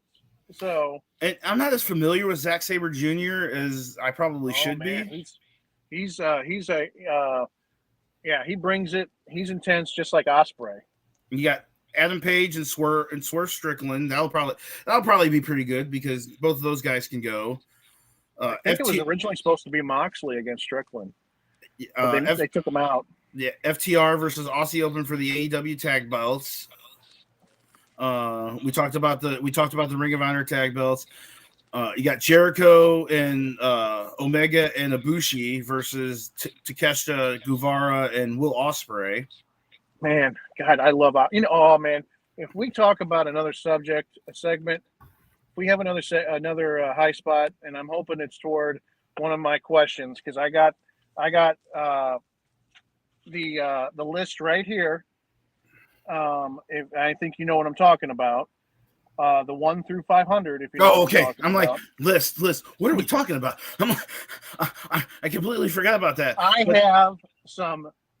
My rantometer might be picking up if we talk about that question. So, and I think the match I'm most intrigued about, and I'm not sure, it's Christian Cage versus Darby Allin in 2 out of 3 falls match. I really hope, you know what, Christian Cage, man, he's been a good heel this last year. He has been a damn good heel. Talking about people's fathers. Your dad's dead. Proclaiming he's the TV champ when poor Luchasaurus is the one who's actually champ. You know, and then on Collision, it was a three-way. He won the belt by pinning Luchasaurus. Yeah. So that's awesome. But you also got Kingston Shibata, Chris Statlander versus Julia Hart, and then that fatal 4-way tag match. So Wrestle Dream's going to be a pretty good show. I mean, it's stacked, but I think it's rushed. And the reason I say not the card itself, maybe I should have reworded it. I believe the pay-per-view seems rushed, because we've been having all these big AEW shows. So, yeah. So we're still waiting for Sonny to rejoin us from the KC Wrestling Academy. Let's keep going. We've got a little bit. I believe we've got at least 2 more topics to talk about. Well, and we can talk about stuff that's not topic 2. And I think if this one comes up, it's going to be the Rantometer, and we're probably going to talk about it for a while because I don't know what your opinion is of it. And I didn't know exactly where you were going to go with this. So let's fire up the randomizer. Got two possibilities. And it did come up with this. I have a okay, just so you know, I actually have a random wheel spin that I do in the background. And it did come up with this, and we're going to talk about this. I'm going to change it. And I kind of changed the question a little bit, but did the PWI 500 get it right this year? And if I remember right, it is Seth number 1. No, yeah, Seth's number 1, Roman's number 2, and Moxley's number 3. Okay, so go ahead and start your rant, and let us know what you feel of that. Okay, so I'm going to tell you right now, Seth and Roman are right. Moxley, I would take out of there in the top 10 because he's been going full stream, but nothing really, in my opinion, memorable. He took he's been there. He's been the utility player for AEW. Yes, I give you that. But you put him ahead of Gunther. Are you fucking kidding me? Gunther should be number 1 in my opinion. They need to take. I love. MJF needs to be higher. Vikingo, I'm sorry, does not need to be in the top 10. I'm bitching because, for one, you have Samoa Joe, who's been ruling wrestling, I believe. It sucks that, he can't get it done. He didn't beat Punk for the title at All In. He didn't beat MJF for the world title. So it's kind of, it's frustrating to see that, but he's been dominating. And, Bryan Danielson, 16, Will Ospreay 17, Omega 25. Are you motherfucking out of your mind? Who is making this list? I was surprised that Ospreay was at 17. I kind of expected Ospreay to kind of be in the top 10 because as much as I am not completely a fan of Will Ospreay, his matches have been phenomenal. And I know I'm going to sound like I'm a mark, and I am when it comes to Sting. He's not even on the list, and they put guys like Lashley. Lashley, what has he done? What has he done? I will say there is a criteria for this list. Malachi the year before. No, Malachi Black is also not on the list. What the hell? And it's because he did not have enough singles matches during this past year. I believe it is 10. Don't quote me on that. But they were talking about that whenever because they were criticizing Malachi Black not being on it. My thing is, I really like watching this list because of the independent wrestlers that show up on there. But here's the thing: from the Midwest, Gary J and Davey Vega are the only ones that and Carmelo Jackson, he's a Midwest guy, right? Yes. Where's Outlaw? Where is any of the guys from Herb? There's nobody from Mr. Simmons. Those guys have been putting on fantastic shows left and right for the last couple of years. Renee's getting on you, and whenever you say Gunther, you have to say it as Gunther. I'm going to say this, Renee. No. It just baffles my mind. It just, they put fucking Dave Finlay at 74 and Tyrus at 58 in front of Dave Finlay. Are you? Wait, time out. They put Tyrus on the list. Yeah, Tyrus can't walk. Did you see him at NWA 75? 76 or what? The last move that he competed was him running the ropes and doing his finisher splash.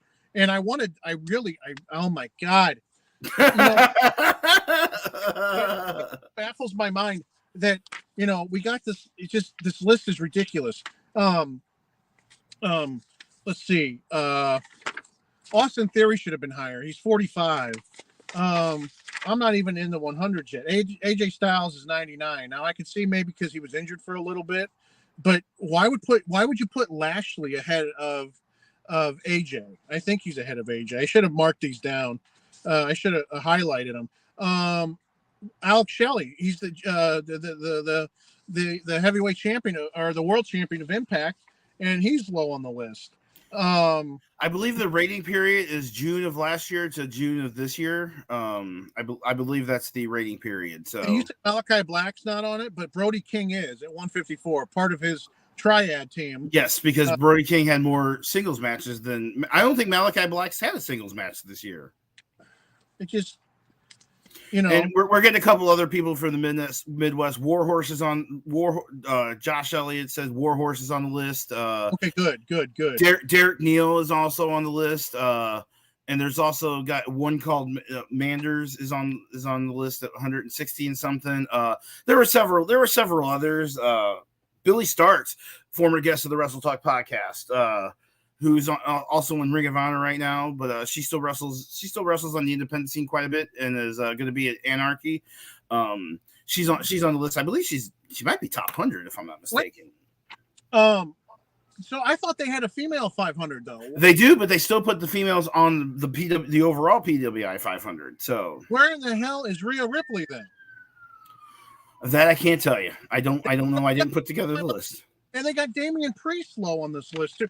It just boggles my mind how they create. Here we go. Now I'm bringing Sonny back in. He was giving me the head. I didn't know exactly who he was talking to in the background back there, so I didn't want to bring him on and make him be surprised. So no, I'm here, and you know what? I think it's only fitting because you guys are sitting here talking about the PWI 500, and you know what? Let's just get right into it. We're going to bring in a gentleman who's actually been on the PWI list. Yes. 3 times. Ladies and gentlemen, live from the Kansas City Pro Wrestling Academy, the one, the only Moonshine Mantell. What's up, baby? What's up, man? Thank you so much for coming on the Wrestle Talk podcast, brother. Thanks for having me. Yeah, man. These guys are excited. Everybody on the show's excited. You've seen us promoting it and everything. So you got your students back here now. And sorry about the noise, guys. It's a little loud sometimes. Oh, we've all been in a wrestling gym before, so we understand those moves. How's it going out there in Kansas City? Good, man. It's going good. Trying to build pro wrestling up here in Kansas City again, man. We're starting with the school here, trying to get new guys and girls in the business and breaking them in the right way and everything, and just continue to try to build up pro wrestling in Kansas City, man. Whenever I moved back here 3 years ago, that was my one goal, is just to make pro wrestling more relevant in Kansas City, and the Kansas City Pro Wrestling Academy is a step in the right direction. Yeah. And I don't know, you made your trek into St. Louis before. I believe you've been a part of St. Louis Anarchy shows, and maybe a couple of Glory Pro as well. So, Yep. Hey guys, we got to take 5 here. We got a little bit of the noise here. Okay, we'll bring you back on a sec. 500. Are you still ranting? Are you still going to rant and rave about this 500 list? Yeah, I'm in the 300s now. Okay. Let's see. Let's see. I'm looking at this and it just boggles my mind. Some of these guys, poor Kofi Kingston, ex WWE world champion. He's number 294. It just boggles my mind. Really? Wait, Kofi Kingston is 294? That seems a little low. And we're talking about independence. Not one guy that I'm seeing here got any love from Pro Wrestling Epic, I know you said Warhorse is on here. Renee says that you're wrong about Vikingo, and you're showing your American bias. So I'm a prick. Let me tell you here, Renee. When I talk to you again the next time we do a show, you're gonna get an earful from me. Okay, you're real big. They got Warhorse here at 331. I do believe he should have been higher. I'm not trying to be what do you call it, favoritism, but the man put on some fantastic matches in the last year all over the United States. He did wrestle, I believe, in Defy a while ago. It just, guys like I'm not trying to, Michael Bennett made it. What has he done? It looks like we got some, as Justin's reading down the 500 list. You missed me by 2 seconds of coming on the air of telling Justin, shut the fuck up. Oh, you Michael Rappaport. Shut the fuck up. Anyways, let's get right back into this thing here. We were talking about Moonshine and dipping his toe over there in the St. Louis scene a little bit. And so talk about a little bit of your St. Louis deals over there, because I know you've done Kansas City, you've done Texas. I mean, you've been all over the world. Yeah. So right now, mainly, in Texas, over here in Kansas City, been doing some shows in Oklahoma. Got a show coming for WCWF over in Sacramento on Sunday. It's my first time wrestling over in California, so I'm really stoked about that. Been doing a lot of stuff up in Iowa as well. Over in the St. Louis area, I've been mainly wrestling with St. Louis Anarchy and doing stuff with WrestleMax. So that's dope. Big shout out to everybody over at WrestleMax. I know my boy KOD is a part of that big time over there, and I love me some KOD. I love everybody over there. So big shout out to everybody over there in St. Louis, except you two bums. Well, especially you there, Road Dog. Okay, I'm the only one that's technically still living in St. Louis. Justin is a St. Louis product, but he's up in the Seattle area. So I'm a Philly kid. He's a Texas boy. But you two started off the podcast tonight talking about the St. Louis Cardinals. We're wrestling, bro. I don't care about Adam Wainwright. He's a garbage. The goddamn Chiefs. Go to hell. But no, so let's kind of start on your roots here. I mean, where you started? You started down in Texas. Yeah. So I actually started my training down in Texas. What was it? 2013. So in the September of 2013, down at the Texas Wrestling Academy in San Antonio. I was still in college. I was commuting back and forth, doing college full time, then training down in San Antonio 3-4 days a week, going back and forth. It was like a good hour drive, 2-hour round trip or whatever. Trained with Rudy Boy Gonzalez for my first year. After that, had a little bit of training with Sho Funaki from WWE. And then it was actually through the doors with Funaki, who basically got me in touch with Kai and Tai Dojo. Now they're called Just Tap Out. But at the time, it was Kai and Tai Dojo. And I got to go over and not only train, but also work and wrestle with the Kai and Tai Dojo over in Chiba, Japan. So and while I was over there, it was about a good 2.5 months while I was there. It was cool because while I was there, I was on 14 different shows with them because they ran so frequently, some weeks they would literally run like 4 shows. So yeah, and that was the coolest. It was a lot of learning experience because I was literally maybe like a year in at that time, so it's just a lot of learning, and it was not only learning and getting me, a better physical condition, but it was a real confidence booster, man, because you go over there and you work with those guys who, I can't say enough about the Japanese and how good they are in the ring, but it's just that work ethic, that's how they get so good. And the crowds over in Japan are way different than my God. Yeah, the crowd was great too, man. I would show up and they would hardly know me, but I mean, there was a few shows where fans would have gifts for me at the show. You know what I mean? They don't know, I'm literally, I'm green as goose shit at that point, and just over there in Japan and kind of just learning and just trying to get better and, get affiliated. And, you got fans bringing you presents and stuff. So it was a great experience, man. It was definitely a confidence booster because when I came back to the States, and I got in the ring, I was still only about maybe a year and a half in my career at that point, but I just had so much more confidence because I'd done it over there in Japan already. You've done so much training over there. Yeah. And you even talk about the crowds, but just the wrestling in general over there. I mean, you go overseas, but especially in Japan, that wrestling over there, bro, they treat it like NFL here. They treat it like NBA here. That's the thing that, it's like we're running a school here, right? But over there, guys and girls would literally move into the dojos, right. And I had, even though I was green myself, I had the green boys at the dojo waiting on me hand and foot, getting my stuff and just, doing mind laundry and getting me food. And it's just like, I felt wrong, but I mean, it's just what they do, you know. I mean, this is how it operates over there. It's that culture over there. Yeah. It's a different kind of work ethic, man. I can't say that enough, because everyone thinks, you know, Japanese over there killing each other left and right, you know, and everything like that. And it's just like, man, it's because they make it look so well. You know what I mean? Like, they put in the hours and the years of training, and that's how they get so damn good. Right, and that's why you never see that. It's a rarity to see bad Japanese wrestling. Yeah, you know what I mean? Because like you said, they put their heart, soul, and the whole life into that type of deal. So you leave Japan and you come back to the States, and then you know. Come back to the States, do my thing down in Texas for a few more years, and that's when it was when I believe I was booking in Albuquerque, New Mexico. That's when I first met Dak Draper, and Dak Draper. I was on a show with Dak Draper, and he basically put in my name after seeing me at the show to the people at NWL when I got my contract with them, and so. The next week after that, I actually had a show with Dak again, and he was my opponent, and I was working him over in Colorado Springs. And after we worked each other, I literally 2 days later, I get a phone call from NWL. You know, they want to sign me. You know, they want to bring me in. You know, for an interview and everything like that. And you know, it was just it was one of those things, because I literally had just gotten out of like a 7-year relationship, and like it ended about maybe less than a week before that. And then I get the call, hey, you know, it doesn't matter, because now your life is changing and you're going to Kansas City. Right. So yeah, that's what originally brought me to Kansas City. Yeah, and then now, you know, we had the NWL, and you and I even spoke about that off air beforehand, and you know, ups and downs, but it was an experience overall. Yeah. I mean, so like I was telling you, I feel like, you know, the first 6 months, and not many people know about the NWL, and I encourage any wrestling fans out there to go back and, you know, look up some old NWL stuff.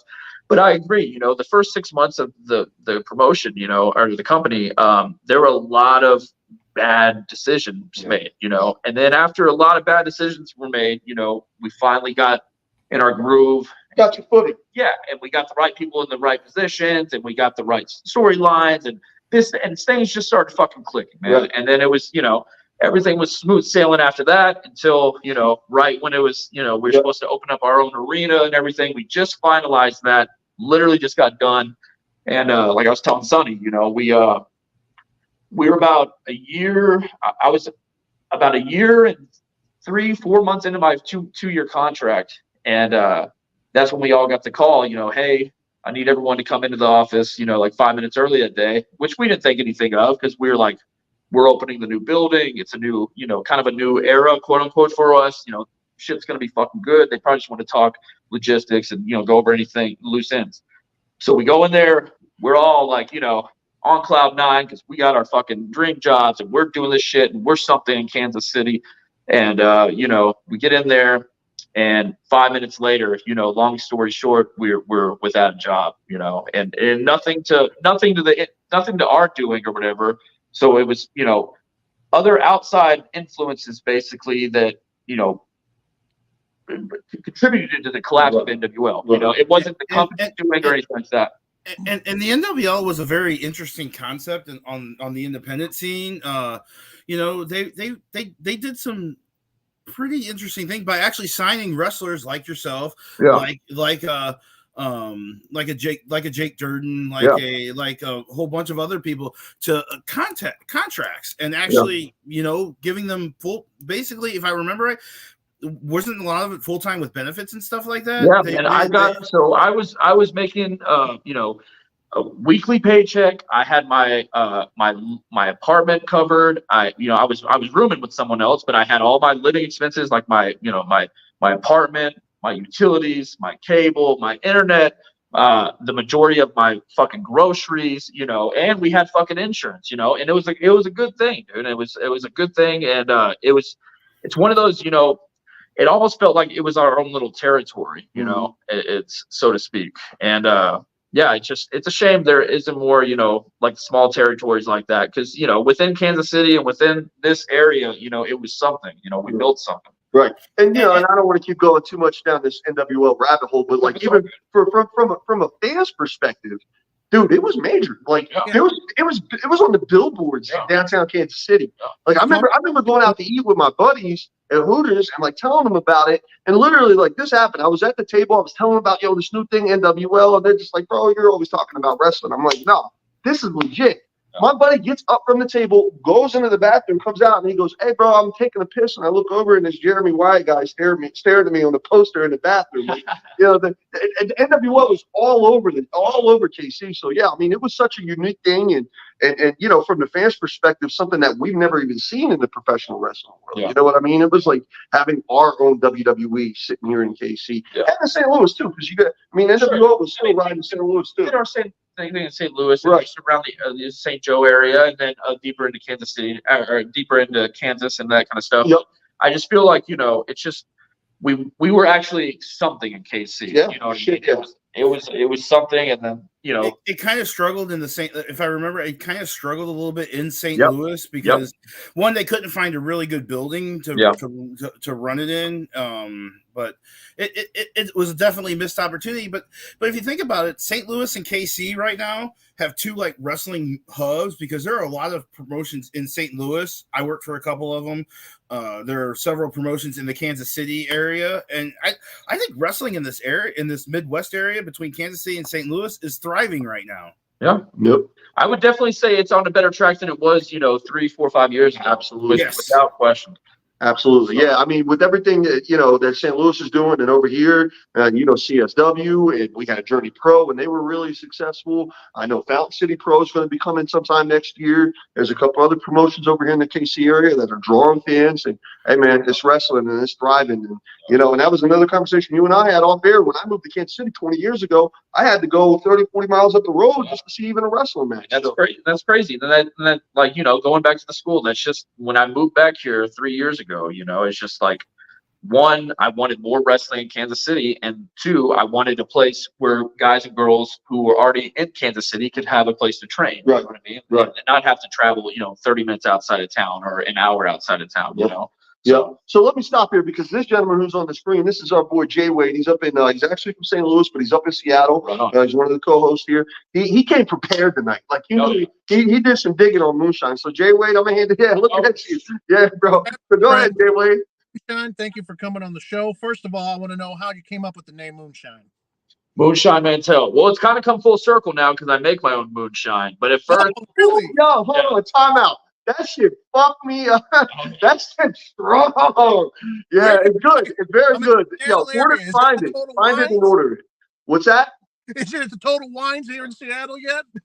Yeah, man. Yo, it's crazy, bro. Yeah, man. So it's come full circle because now in the last year I've actually started making my own moonshine and everything like that. And I, not only moonshine, but I make rum, whiskey. We make brandy. We're going to start making tequila soon. But that's a whole nother story. But when I first started, man, Duck Dynasty was a big thing in pop culture. But Duck Dynasty and kind of like and what else? Moonshiners was a show. Swamp People. Yeah. So like just shows like that, they were really starting to come up in pop culture, and that was a thing. So I was just like, at the time, I was always a Dutch Mantell mark or whatever, and I always thought Dutch Mantell was cool just because the dude could talk his ass off, and I respected what he did, especially for the wrestling business, like behind the scenes and that kind of stuff. Also, there's Johnny and Ken Mantell out of Texas, and they did some stuff in World Class back in the day. Ken Mantell helped book that. Johnny Mantell went on the Pacific Northwest and did his thing up in that area and stuff. So I also had I had, as far as the name goes, Mantell, I had the blessing from Johnny Mantell. He gave me the blessing to use Mantell. So when I figured out I could use Mantell, I was just like, man, well, what's kind of big in pop culture right now, and what's, and everything like that. And I was like, fuck, what kind of sounds good with that? I was like, fuck it, I'll go with Moonshine Mantell or something like that. We'll do some sort of like, camo gimmick or some sort of backwoods at first. And that was just to give me some sort of, identity, that way I didn't start as fucking, here's John Johnson, you know what I mean? Like, so it gave me a little bit of character, and then from there, I stopped wearing the overalls. I just kind of went, stopped doing the whole fucking moonshine gimmick, and it just kind of just came into its own. Especially when I, became Maverick here in the NWL. I kind of just take that persona, and now I just, it is what it is now with Moonshine Mantell. I love it, man. And also, man, your moveset, it's a very intense moveset. I watched a handful of your matches preparing for this show. Yeah. You spine buster. Like thanks, man. That kick you throw out before you plan them. I'm an ex-wrestler myself. I wrestled from about 2004 to about 2016. Right on. Injuries kind of battled. I'm 39 now, and I hate being 39. Yeah. I always threw the Arn Anderson spinning spine buster, but your spine buster, it looks like a blend between Arn's and Batista's. Yeah. But the way you throw that kick out, I couldn't get enough of it. I kept watching matches. And then I said to myself, I would love to. I saw you in doing some work with KLD, and I didn't see any of that. Now, could you throw a spine buster like that on a man that size, or would you have? Yeah, I have. I've thrown one on KLD before. Man, because I'm like, that would break the goddamn ring. The impact of that, and your clothesline.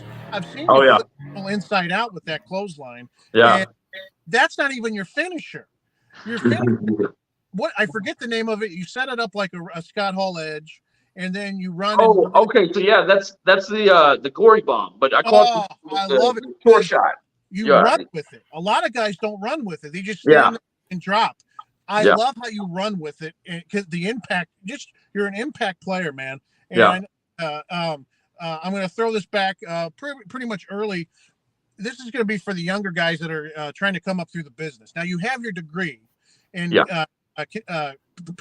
bear with me. Kinesiology, but like where I graduated from Texas State University, and like their kinesiology program, it specifically my degree is exercise sports science. Okay. Yeah. And that's probably the perfect degree to have while you're in a business like this. Now, you got a lot of young up and comers. Do you give them advice on finishing, try to find some trade if the business doesn't work out for them? Absolutely. So it's when I was in high school, so when I was about 10, 11 years old, I decided this is what I want to do. I want to be involved in professional wrestling, whether I'm inside the ring, outside the ring, whatever I'm doing, I want to be involved in it in one shape or form. I went through school, especially high school, partied a lot, didn't have any aspirations of going to college, getting any kind of secondary education, anything like that. It wasn't until I read Mick Foley's autobiography, his first one, have that thing. And his biggest piece of advice was to anyone getting into the business is to have a backup plan. And so I took that to heart, like, literally. And I said, you know what? I'm going to get a backup plan. And people going to college and school, like in my family, it's not a thing. So I was the first to go to college. I was the first to graduate from college or whatever like that. And I told myself, I was just like, I'm going to go through this. I'm going to have a backup plan. And if I get through college and I still want to do this shit, I'm going to pursue it with all my heart. You know what I mean?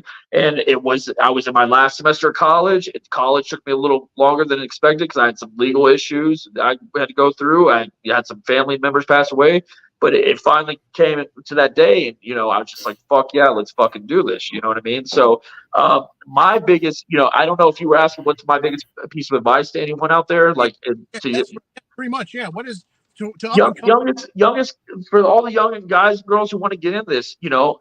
By all means, if you want to do this, and if you have a love for this, and it's really something you will pursue, by all means, do it to the most you can, but have something to fall back on, whether you're currently in school, whether you have some sort of trade to fall back on, whatever it is, get something to fall back on, because I could literally go in there with my kids and train with them one day and, roll my ankle or do something to my knee or do something, land on my neck or whatever it is. And that's it, and it can all end at that quick. So young guys and girls out there getting into this, by all means, wrestling is something great. And especially, if you can make it somewhere, even if you're like me and only get under contract for a fucking year, it makes there's a lot of, like ups and downs in wrestling, but it can totally be worth it. But have a backup plan. That is my biggest piece of advice to anyone out there. Have a backup plan, because nothing is promised with this. You could get into it a year or two in it, get burned out and be like, I don't want to do this shit anymore. But I mean, like, you got to have something to fall back on. Yeah. And I think that goes in just life in general. You know what I mean? Just don't go flailing by the wayside, bro. You know, do something. You know what I mean? Make sure you're doing something that makes you happy. Also, you know what I mean? Don't fall into something that you're just miserable because Absolutely. You know they say if you're happy at your job, you never work a day in your life. You know what I mean? So, yes. Like when I'm doing this show, it's like hanging out with friends. You know, and it's still my foot's still in the business. You know, it's just you got to have that backup plan. I really respect that advice because there's so many guys in the business that think they're going to be going to AEW or WWE, and if it doesn't work out for them, their hearts are broken. And then what are they going to do? And that piece of advice should be the number one piece of advice to anyone starting in the business. Absolutely. And I mean, and the thing is too, let's say you get signed by WWE or AEW or whatever, you get signed. And let's say you have, you know, a 2-3 year run or whatever like that. And then they let you go. Then what? You know, you can work the indies or whatever, but then what? What happens when your body goes out? You know, I mean, like, so it's just, you got to get while the getting's good in wrestling, but also have something to fall back on. Yeah, my all-time favorite wrestler, Scott Hall, man, he said the body's the first thing that's going to go. Yep. You know what I mean? You could do all the gimmicks and hand signals and promos you want, but that body eventually goes, bro. So, you know, Roddy Piper had one of my favorite quotes of all time. He's like, "Man, wrestling's got a great entry plan. Right. Its exit plan is not. There's no exit plan. No. But you know what? So yeah, I mean, to keep this thing going here, so you know, you got to go overseas, and you got to train under the famous Rudy Boy Gonzalez. Big shout out to him. I love him to death. You know, we went through the NWL experience. Now let's talk a little bit about today and what's going on today. I mean, you're over in Central States Wrestling here in Kansas City. You're doing a lot over here, but also, you know, kind of falling into where we're at tonight in the KC Pro Wrestling Academy. Yeah, so like I would say, like in the last year, I've scaled back a lot of my bookings and kind of like just wanted to really help establish and open up this pro wrestling school here in Kansas City, and that's that kind of leads us to this. We're about a year in now. We've had a good first year or whatever starting off with, but that leads us into this Saturday. We have another tryout, you know, and trying to get some new students in here, get another crop of faces in here and doing their thing. That's going to be this Saturday, and what is that? September the 30th. With tryout starts at noon, and that's in Olathe, Kansas, where it's the same building where Central States is going to be running that day. Lenexa, Kansas, ladies and gentlemen. Lenexa, Kansas. Sorry, dog. City's going to be running in Olathe. Okay. Anyways, all good. My bad. No, you're good. You're good. Lenexa, Kansas. But yeah, we're going to be there on Saturday doing our thing with that and everything, and then Central States Wrestling later that night. But yeah, that's the main thing, man. The last year has really been, you know, focused on really just, you know, grooming up this new crop of talent. You know, like one of the guys who I can't put over enough, Scott Tyler. You know, he's a homegrown kid. He's a young kid. He's a smaller guy, whatever. But this kid, I can't put over enough his work ethic. He can fucking go. Let's put it in wrestling terms. Yeah. And Jay Wade and Rodell, do yourself the favor, man. Look up Scott Tyler and Central States Wrestling, because I'm a big fan, and you know me. I call it, I see it. I ain't blowing smoke up no one's ass, but you know this guy's what? He's 5'8", 5'9", 100 some fucking pounds. Small guy, small frame. He's going to develop. He's going to get bigger as time goes on and everything like that. But he's fucking good. Like right now, he's good. You know what I mean? And he's got the crowd behind him. Like the crowd pops for this kid. You know what I mean? He's got a little bit of that it factor to him for sure. You know. So and even more so than that, like I said, you know, the kid works hard. You know, he's here at the school. You know, we're open 4 to 5 days a week. He's going to be here at least. He's going to be here at least 3 to 4 of those days, at least. You know, every week. So. Yeah, man, I can't say enough about that kid. We got some other people coming up through the ranks too. We had a couple of our kids have their first match this last Saturday. We had a little spot show in Edwardsville that went well. So I'm really excited to see where they're going to be at in the next couple of months, because once they have that first match underneath them, you know, a little bit of the butterflies go away and it's kind of a little bit easier and they get a little bit more of the hang of it. And the more and more reps they get, you know, the better they get. But yeah, I'm real excited to see where we're going to be at in like a year from now. And I'm excited to see the KC Pro Wrestling Academy under your eye and under your watch, and a couple other guys in the Kansas City area who come in and help out and train and whatever. But I was talking to these guys because I was on at the beginning of the podcast about how tonight when we walked in and your students came in and they helped set up the ring. Yeah. And it's paying dues. You know what I mean? And I think that's a big part of this. It's a big part of training. It's a big part of the wrestling business. And I see guys who are 25, 30-year vets. I mean, you go to a WWE show, you still see Charles Robinson breaking down the ring. You know what I mean? Yeah. The paying dues never, ever stops. I don't think people realize that, like, a lot of the refs, most of the refs on that staff or whatever, they're still breaking down the ring and setting them up every show. Yeah. Yep. And I've been to independent shows. I mean, I went to SICW in May. I see Jimmy Hart out there setting up chairs at 70 years old. I'm just like, it never, ever stops. But that's one of the main things that you'll learn here at the KC Pro Wrestling Academy. If you have a real interest in joining the pro wrestling business and you're in the Midwest, this is the place to come to. Make that drive, make the call, get a hold of Moonshine here.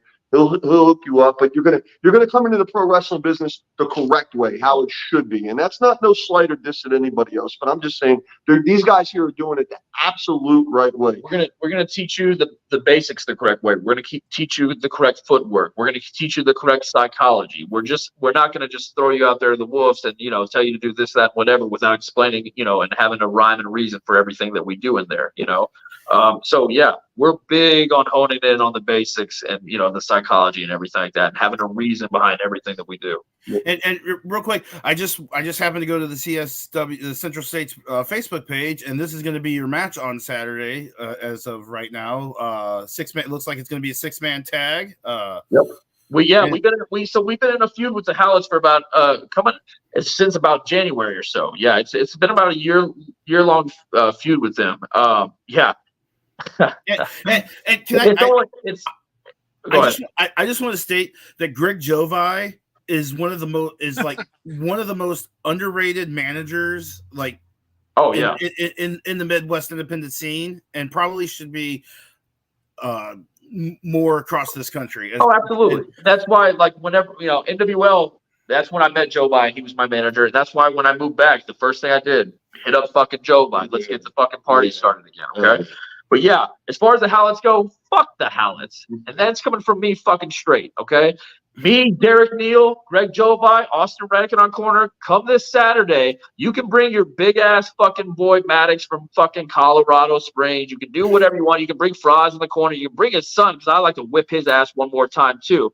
But do whatever you got to do, because at the end of the day, we're going to be the ones with the last laugh, man, because these guys, they want to keep bringing on the chairs. They want to like start street fights with us, man. You don't want that shit with us. You don't want that shit with us. That's the last thing, you guys. You guys got soft over the years. Over the last few years, you got a little soft, talking about your tribe, talking about your fans and everything like that. You guys sound like a bunch of little Debbies to me. So come this Saturday, y'all better stop with all that fucking tough talk, because all that tough talk is going to stop once we fucking knock your ass out. Listen, hold on real quick. Mantell here and Derek Neal and CSW, they're known as Miracle Violence Reborn. Now, you boys are some wrestling historians. Yes, see? Yeah. And they are living up to that moniker from the original Miracle Violence, all right? This is Miracle Violence Reborn. I've seen these guys tear apart the whole goddamn armory in Lenexa, fucking the Howlets up. So I don't expect really nothing different. I'm going to be in the crowd, and I'm going to be running. I'm going to be picking up people with me and telling them to get the fuck out of the way when he's throwing fucking carcasses across the fucking armory. Okay, serious as a fucking heart attack. Serious as a heart attack, man. It's been ongoing this entire year. This Saturday, we're going to bring some fucking ending to that. Absolutely. What am I missing with the Miracle Violence from? Am I missing something? Terry Gordy and Steve Williams back in the day. Okay, cool. Yeah, bro. Yeah, that's some good wrestling shit right there. All right. Oh yeah. I didn't mean to like strike a nerve whenever I put up the match, but I wanted to give you. No, man. You gotta understand. It's been going on now. It's coming up on 10 months, man. And enough's enough. And these boys want to bring in their friends from this side of the country, and they want to bring in their manager for this, and they want to bring in their boy to come in here and have their first match and everything of that. On our time, doesn't sit right with us. Okay, so we're all business this Saturday. We're all business, and we're gonna bring that shit to an end. And something tells me that the whole thing with you and the Howlettes probably don't just stop at the 10 months. It's probably been years and years in the making with the Howlettes. No, actually, I've never had feuds with the Howlettes or anything like that. I always liked the guy.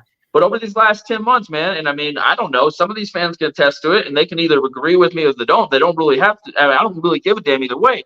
But the thing is, these guys have gotten soft. I used to know them as killers. When I first met them, they were the Howlettes. They're coming in, beating up the Royals, doing their thing with this, that, and whatever tag team, but having their way. The last couple of years, the boys have gotten soft. I don't know what it is, but they've gotten soft. Sorry about that. Some of the students believe. When you come into our ring, especially at CSW, man, you got to come in there and bring it all, man. And right now, the Howlettes want to talk all that shit, talk all the trash, and act like they're the Howlettes of old when they're not. And we're going to expose them for what they are this Saturday. See, that's why Jay Wade and Rodell, you guys need to come to KC. Like, listen, I know there's great wrestling over in St. Louis. I've seen it, but you're not getting fucking drag out brawls, all right? Fights. These are fights. It's professional wrestling, but these are fucking fights, all right? And that's what's going to happen Saturday. And I'm looking at the card. I was looking at some of the match as I was scrolling through to try to find the match graphic. But there's some like really other great matches at this Glitch in the Matrix pay-per-view. Damn the Dad's going to be on the show. Jeremy, one of my favorite people in the entire world to watch wrestle, Jeremy Wyatt. I mean, he's a legend. Legend. I mean, I did a show with him in some small town in Illinois for a tournament, and he wrestled 3 times. Came out 3 different times, and his entrance. It takes forever because he gets in everybody's face. He literally made three little kids cry. A different little kid each match he came out made cry. Yeah, sounds about right. Yep, absolutely. Well, gentlemen, do you guys got any closing thoughts here? Because I'm going to hit Moonshine with a couple. What we usually do here on the Wrestle Talk podcast, and with tonight being a special episode, because when we interview people, it's usually through the stream. Sure, yeah. We hardly ever do it in person. Right. So tonight, we're not going to do the game show challenge. We usually do a game show challenge, but what I'm going to do is just off the cuff. I'm going to hit you with a couple random questions. Okay. You know what I mean? And then we'll talk a little bit more about the academy to close it out. Then you can throw your socials and all that. All right. But before I do that, Jay Wade, Rodell, you guys got any closing thoughts here for Moonshine Mantell? I'll let Justin go first. Well, reporting from my creepy car right now. I'm with my full face. Moonshine, man, it was an honor to have you on the show. For the people that are interested in your academy, I know you guys are going to talk about it at the end. Do you guys, one of the main things I'm really hoping, do you guys work on ring cardio a lot? Oh, yeah. So today was actually, if we didn't have to spend a lot of the time putting up the ring and everything, Tuesdays are actually my day when I do conditioning with the kids and stuff. So not only do we do like good ring cardio inside the ring, I have them outside the ring lifting weights and doing circuits and circuit training and all that kind of stuff. But yeah, absolutely. Conditioning is one of the main priorities with our school. We won't even let you, if you can't get through our warm-up in the reason we have tryouts to begin with is because we don't take just anyone off the street to get in the wrestling ring. We believe to get in the ring, you have to at least be to a certain level of fitness, right? So we have everyone go through the same kind of warm up as far as like, the calisthenics on the outside of the ring. We have them all go through on the tryout and stuff like that. And if they can't even get through that during the tryout, we're damn sure not going to let them in. You know what I mean? So we don't just take any schlubs off the street. Conditioning is one of our number one priorities. And you can ask all the guys and girls we've had sign up with us in the last year, or if they've been with us even shorter than that, one thing we will get you in is better shape. Oh, yeah. Because ring cardio is probably the number one thing besides ring psychology that the performers needed. Because I was telling Rodell earlier, I did a jiu-jitsu seminar with Josh Barnett. He's in the professional wrestling, and I haven't done martial arts of any kind in like 3 years, and it was only 2 hours, and I felt like I was in two-a-days again. And ring cardio is man, that academy sounds like it's doing it right. It sounds like it's doing it right with you as a trainer, with your experience from Japan, learning how they did the training and everything, and the what do you call it, the God bless it. Rodell, you're gonna take over. I got a brain fart. God damn it. I'm sorry. It's all good. I'm not quite sure. Hey, brother, it's been a long show. You guys have been holding it down most of the time while I'm sitting here watching Moonshine do his training tonight. So it's all good, brother. The word I was looking for in the English vocabulary is discipline. And you have to train right off the bat in the academy, because if you don't, it's not going to work out if you try to corners and shit. Yep. Absolutely. Before I throw it to Sonny to kind of wrap up everything with you, I want to talk about a certain wrestler that not quite sure if you've ever wrestled, but he comes from the St. Louis area, Camaro Jackson. How strong is Camaro Jackson? I mean, I've worked Camaro a few times. Yeah, he's the Quad Father, man. The Quad Father. Yeah, he's every bit of that name, dude. He's a strong son of a bitch. Yeah, and you feel it, especially when he gives you that shoulder tackle, man. He'll give you that. Yeah.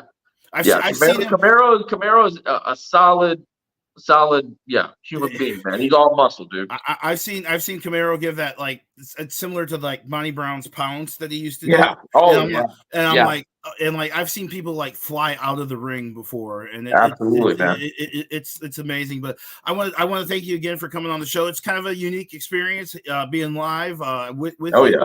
But we got several schools here in St. Louis that do the same thing. We got the Dynamo Pro Dojo, we got the Ace Wrestling Academy, we got the Forge, we got the Harley Race Wrestling Academy. So there's a lot of good places in this area, in these two areas to go learn from. So I mean, but there's not that many here in the Kansas City area, but now there is, and it's KC Pro Wrestling Academy.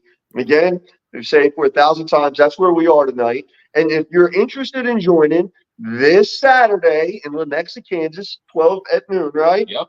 You come on down to Lenexa. Listen, you come on in, do the tryout at noon. And again, like you said, make sure you're not no slub. Make sure you got a little discipline to you. Don't come in there with your beer gut and your glazed donut on your shirt or whatever. Come in there. Listen, I always wanted to be a pro wrestler. And I got into the ring for about 4 or 5 matches and said, hey, man, I'm better off on the other side of the guardrail.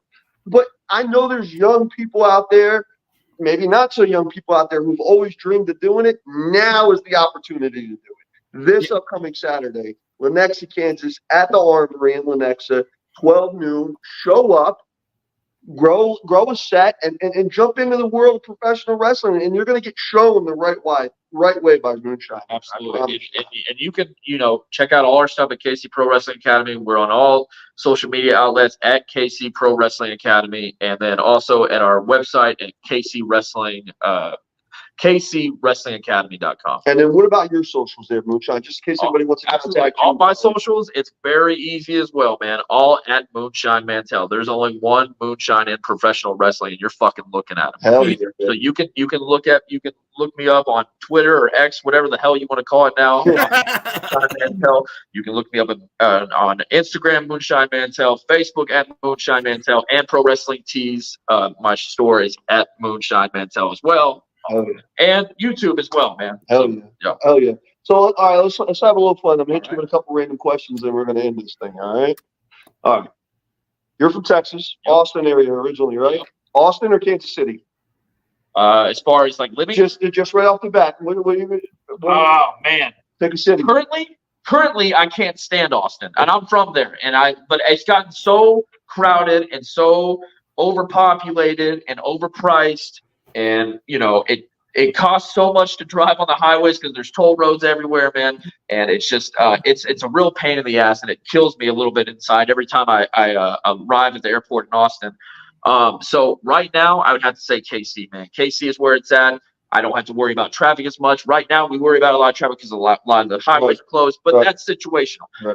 Besides that, man, it's KC all day, dude. And we got seasons up here, man. And that, it's hard for me saying that coming being a Texas boy and everything like that, man. But living in the fucking Texas heat all my life, and then having to, actually living in a place where there's seasons and colors and all that good stuff. All right, next question: Buc-ee's or Quick Trip? Oh, Buc-ee's? Are you kidding? All day, baby. All right. Greatest Texas Longhorns player ever. Ooh, ever, man. All right, let's switch that up.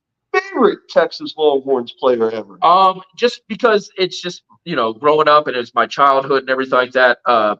Fucking Sticky Ricky Williams, man. And we, also got to go with Vince Young too. And I say Vince Young too, man, because I met him later on because I was a bouncer on 6th Street in Austin there all throughout college and stuff. And I met him when I first started bouncing down there, and he took a shot of tequila with me. So, hell yeah! There you go. There you go. Yep. Favorite food to eat on the road when you're out on the road traveling? You got to get something quick. What are you going to? Man, so usually, a lot of the times I'll have like my own meals and stuff, and I'll just go and warm them up, in the gas stations. But if I'm after a show or something like that, I don't have my food on me or whatever like that. I'm lucky that they have them in this area now, but Whataburger, man, Really? Oh, dude, I love Whataburger. That shit's trash, bro. That shit is trash. Oh, you're Whataburger is garbage. And I love you, Pat. Yeah. Thank you for bringing it to KC, but it was too much hype and it didn't live up to it. Favorite pizza in KC? Minsky's. Minsky's. All right. Shout out to my boy Paul. Yeah, shout out. All right. All right, and then this is the last one, and this kind of ties in with everything that's been going on between me and this gentleman right here. All right. What are your thoughts on Quick Trip Pizza? Quick Trip Pizza. Whoo. I don't hate it. It's fucking trash, bro. I don't hate it, but I mean, like, I also don't buy it a lot. You know what I mean? Right, I get it. I mean, you're kind of but I mean, like, it's not terrible. I don't know, man. I'd probably go with Casey's Pizza. Hell yeah! You're gonna get Justin on that. We're gonna get Justin on that one. Justin loves his Casey's Pizza, so. Oh, dude, yo, just a plain slice. Listen, it's just a place. I come from Philly, bro. We're pizza's born into my blood. Yeah. If you can't do a slice of cheese right, there ain't nothing else to talk about. We're done talking, all right? And Quick Trip's pizza tastes like something that came off the floor, all sticky. It's fucking nasty. Road Dog, I'm gonna see you at WrestleMania 40. It's gonna be a Quick Trip pizza ladder match. I'm just telling you, pizza is like kind of one of those things. It's like even when it's bad, it's good. So not that shit. That shit's fucking trash, dude. But now, ladies and gentlemen, one more time, live from the KC Pro Wrestling Academy. It's the one, it's the only Moonshine Mantell. Moonshine, thank you so much, brother. I appreciate it. Thank you guys so much for having me, man. This is the last. Anytime. And one last time, this Saturday, Lenexa, Kansas, Lenexa Armory, 12 noon. Show up. Come be a part of the KC Pro Wrestling Academy. Yep. Later on that night in the same building, it's CSW presents A Glitch in the Matrix. We're going to see Moonshine. We're going to see Derek Neal. We're going to see Austin. We're going to see him take out them no good stinking crumb bum, the Howlettes, and whoever that crumb bum is in the corner with them, with their little coach over on the side. It ain't happening. I'm sorry. I got love for the coach a little bit, but no, not this weekend, bro. Moonshine's pissed off. I got love for Coach Frost too, man, but he's back in the wrong team, and he's been back in the wrong team. Saturday, we're going to show him exactly why. Absolutely. Moonshine, one more time, brother. Thank you so much, man. Thank you, guys. All right. Thank you, guys. Hope you guys have a good rest of the night, and we're going to go ahead and close out the show. Talk to you guys soon. Hell yeah. Thanks. See you, gentlemen. See you, man. Rodell. It got too fucking dark too quick here in my home. I was just saying, I don't remember ever getting dark that quickly there in Seattle. Luckily, I'm using my Apple Watch it's got a flashlight system on it. And I didn't know it was going to get this dark this quickly. Hopefully it doesn't make me look too amateur. No, you're good. You're good. You look beautiful as ever. But you know what? It was a good show. We had a good time. It was an interesting interview with Moonshine Mantell. We had some good wrestling talk. We got through 9 of the 10 topics that we had for high spots. So. We could have probably talked more on them, but on those topics. But you know what? We have topics. It seems like there's so much going on in the world of wrestling. We're never going to run out of topics, I believe. No, and some of these topics are going to come up again, because that's just the way the wrestling business works. So, well, Justin, it was good seeing you. I hope that you have a good week, and I believe it's you and Renee next week. So, yeah. I'm as always here on the show. I love talking wrestling. I wish we could get Luke back on here, but I understand Skywalker's his predicament. I'm having a hard time getting a hold of the man. I hope he's doing well. I actually have not talked to him on the phone in a couple of weeks, but I know he's been so busy with I've talked to him through text messages. We talked over the weekend. He asked how the shows went this weekend with the John Holt 09 with the big 2-night show, and it was a good weekend. And hopefully I get the chance to talk to him. But he's got busy with his day job. But he's still running things from behind the scenes here at the Wrestle Talk podcast. He's keeping us on the straight and narrow. So yes, and you know what? Hey, that's all we can ask. You know, the man burns the candle at both ends. So whatever we can get from him, it's more than nothing. So yeah. So all right, Justin. Well, I guess I will talk to you again real soon. We'll see each other. I'm sure we'll talk in the chat, and I hope that you have a good time, and we'll talk to you again. Yeah, well, I'll probably be catching. I'm gonna probably get a Wrestle Dream on pay-per-view this weekend, so we'll have a lot to talk about on Tuesday's show. Exactly. So, all right, for Justin Wade, my name is Big Sexy Chris Rodell. Hope that you have a good week, and hope you enjoyed the show. We will see you again next week on the Wrestle Talk podcast.